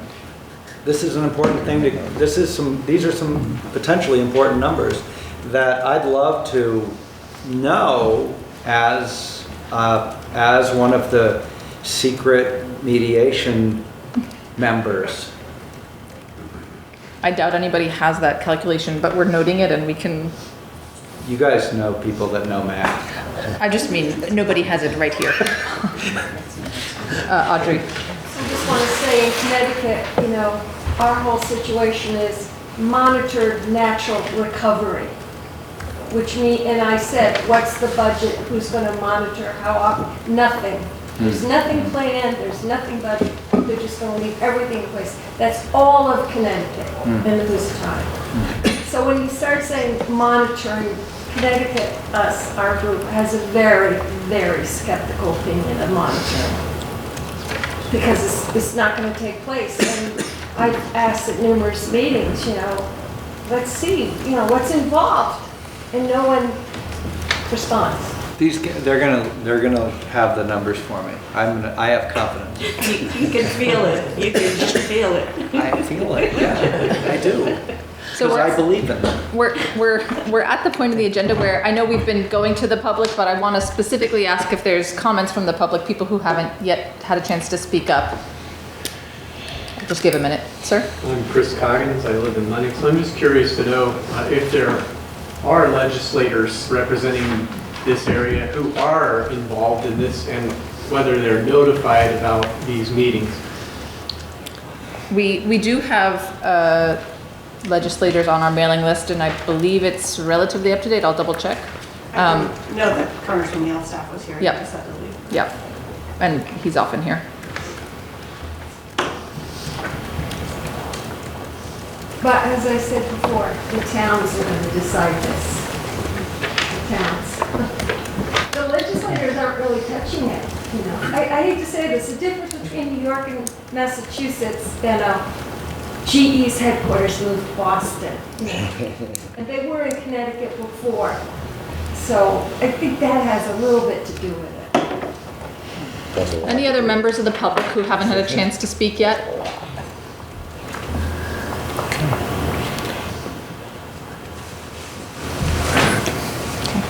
Does Susan Peterson from Connecticut want to share anything with us about anything going on in Connecticut related to this site? I don't really have anything to share at this time, Judy. I'm not, Connecticut is involved in the confidential negotiations. I'm not actually one of those people, so I'm afraid I don't have anything to give you feedback on right now. But I do take back your concerns and share them with staff within our agency. Well, we're seeing a lot of press from the Attorney General's office, Attorney General Tong in Connecticut, who is, to his, congratulations to him, is all over the Farmington River right now, and the contamination of the PFAS from Bradley International Airport, from the pretty significant spills that have gotten into the Farmington River.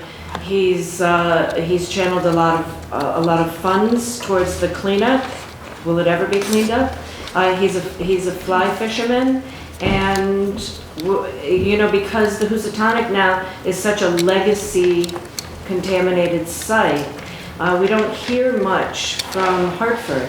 So whoever you bring it back to, here's hoping that Attorney General Tong is apprised of what's going on the Housatonic, and maybe he can even, you know, send some funds for some new fish consumption advisory signs, because they're all being taken down on the river.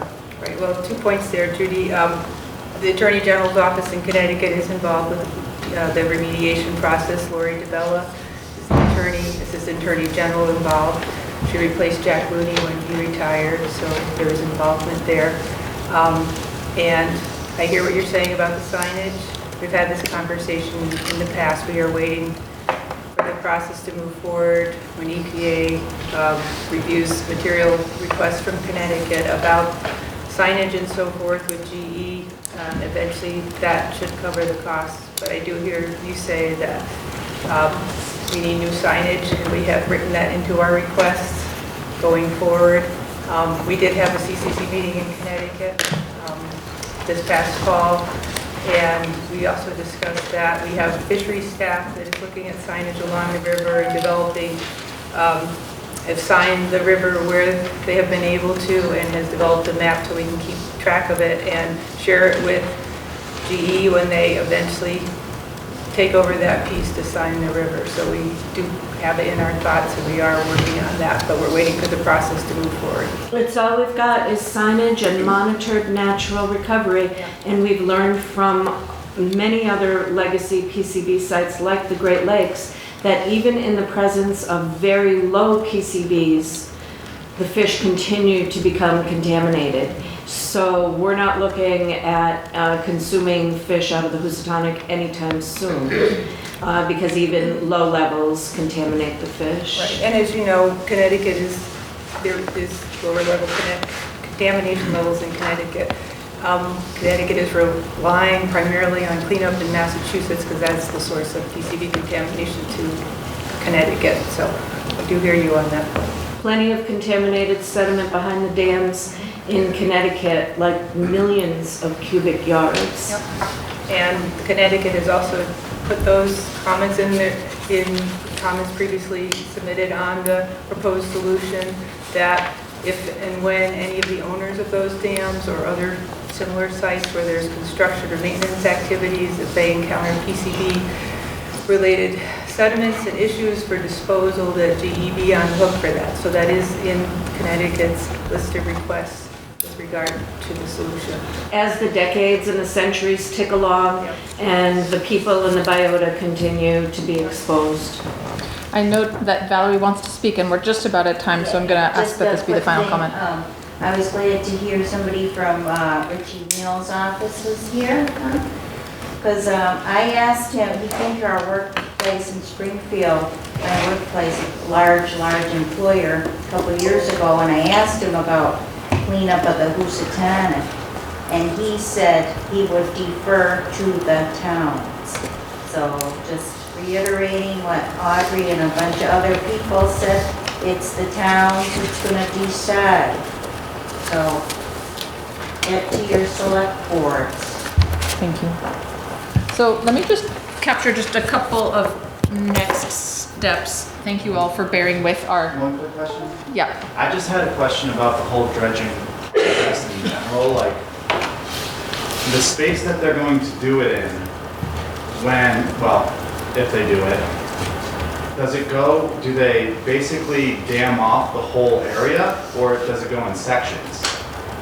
And also, the way the river bends and everything, and all the, these estuaries and things, are all of that, that whole zone is cleared out. So as wide as all that goes, I mean, obviously the river, rises, and are all of those wetlands to be, dredged?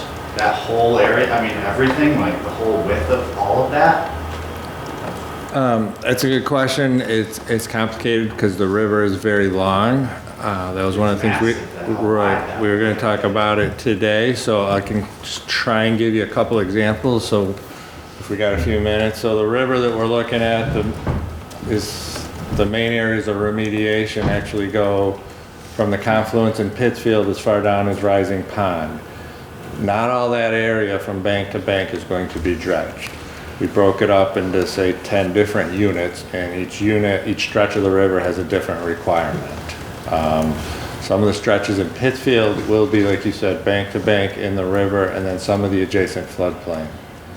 Down more in South County, the dredging is limited to behind dams or impoundments.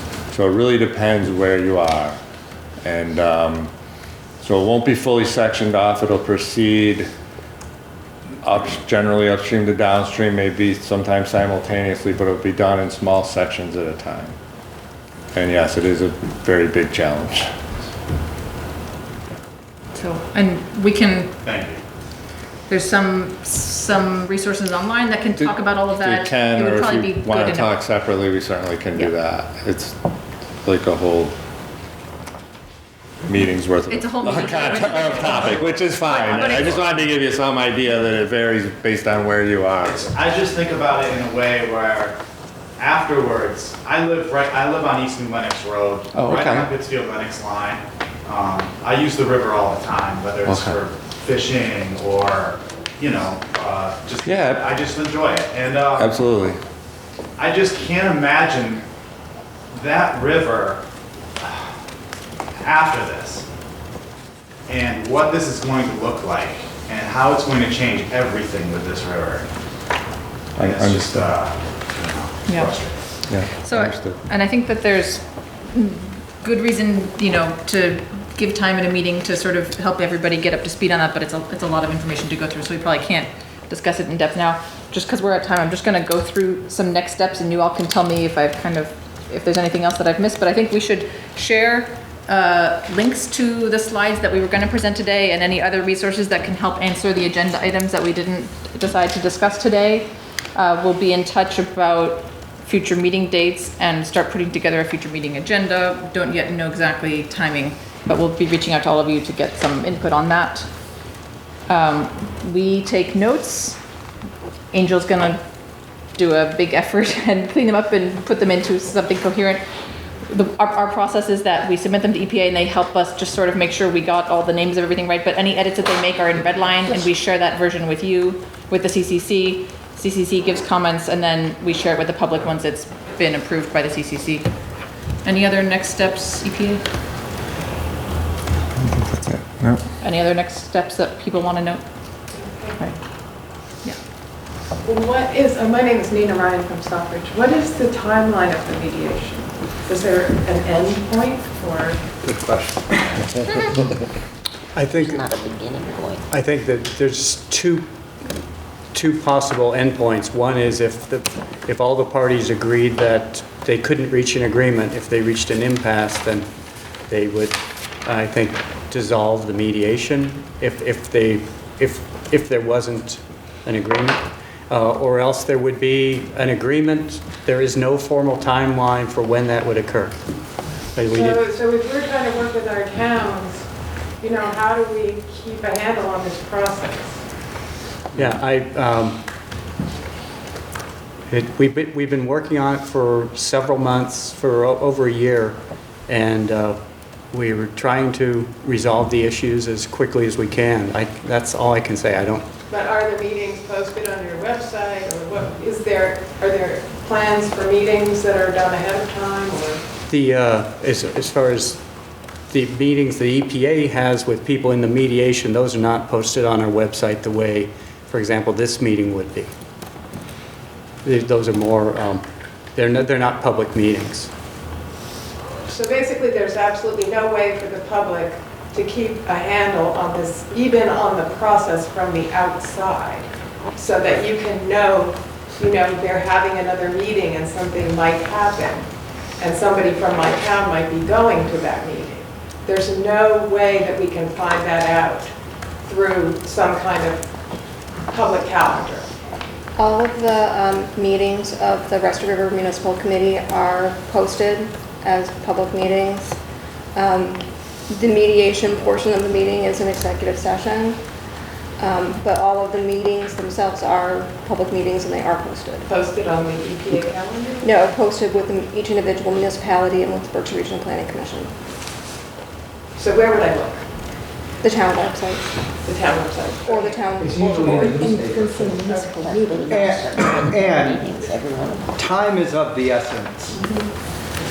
The real way to do this is to make a flyer with the individual phone numbers of the town people that are in charge and flyer the supermarket. Let them know there's a mediation going on behind closed doors. Let them know that their town is at stake. Let them know that dumps are still on the table, and get people calling this week. And some of this conversation could have, okay, and then let's make this the final comment, and then there's a little bit of time for informal discussion, and if members of the public have questions, I think probably CCC members are happy to try to help you get up to speed, but I just want to respect the meeting time. To the gentleman who spoke about shovels in the river, so you can always contact Tim Gray, and he can take you on a tour and show you all of Pittsfield and what happened up there. And although we're really hard on the engineers and the EPA team, we have one of the best EPA teams in Superfund history here. Here, here. It's our job to be hard on them. The engineers are wizards, and once we get through and they wade through all of the pressures on them, which are even extra extraordinary right now on the federal level from DC, once they get to work and get to do their work, both on the EPA side and the GE side, the engineers are amazing. So it's better to get it all out of the river. And keep coming back to these CCC meetings regularly, because we keep giving them input that really does change the outcome as things move along. Yeah. I'm going to, there's not going to be a natural endpoint because there's energy around this topic. These conversations can continue, but we're going to adjourn the meeting. and we've captured the next steps. We'll be sharing the notes. When is the next CCC? We haven't scheduled it, so we're gonna reach out to figure out timing. What do we usually do? We usually do quarterly, so this would be the winter meeting, we would do a spring meeting, summer tour. Could we do one before mediation wraps up?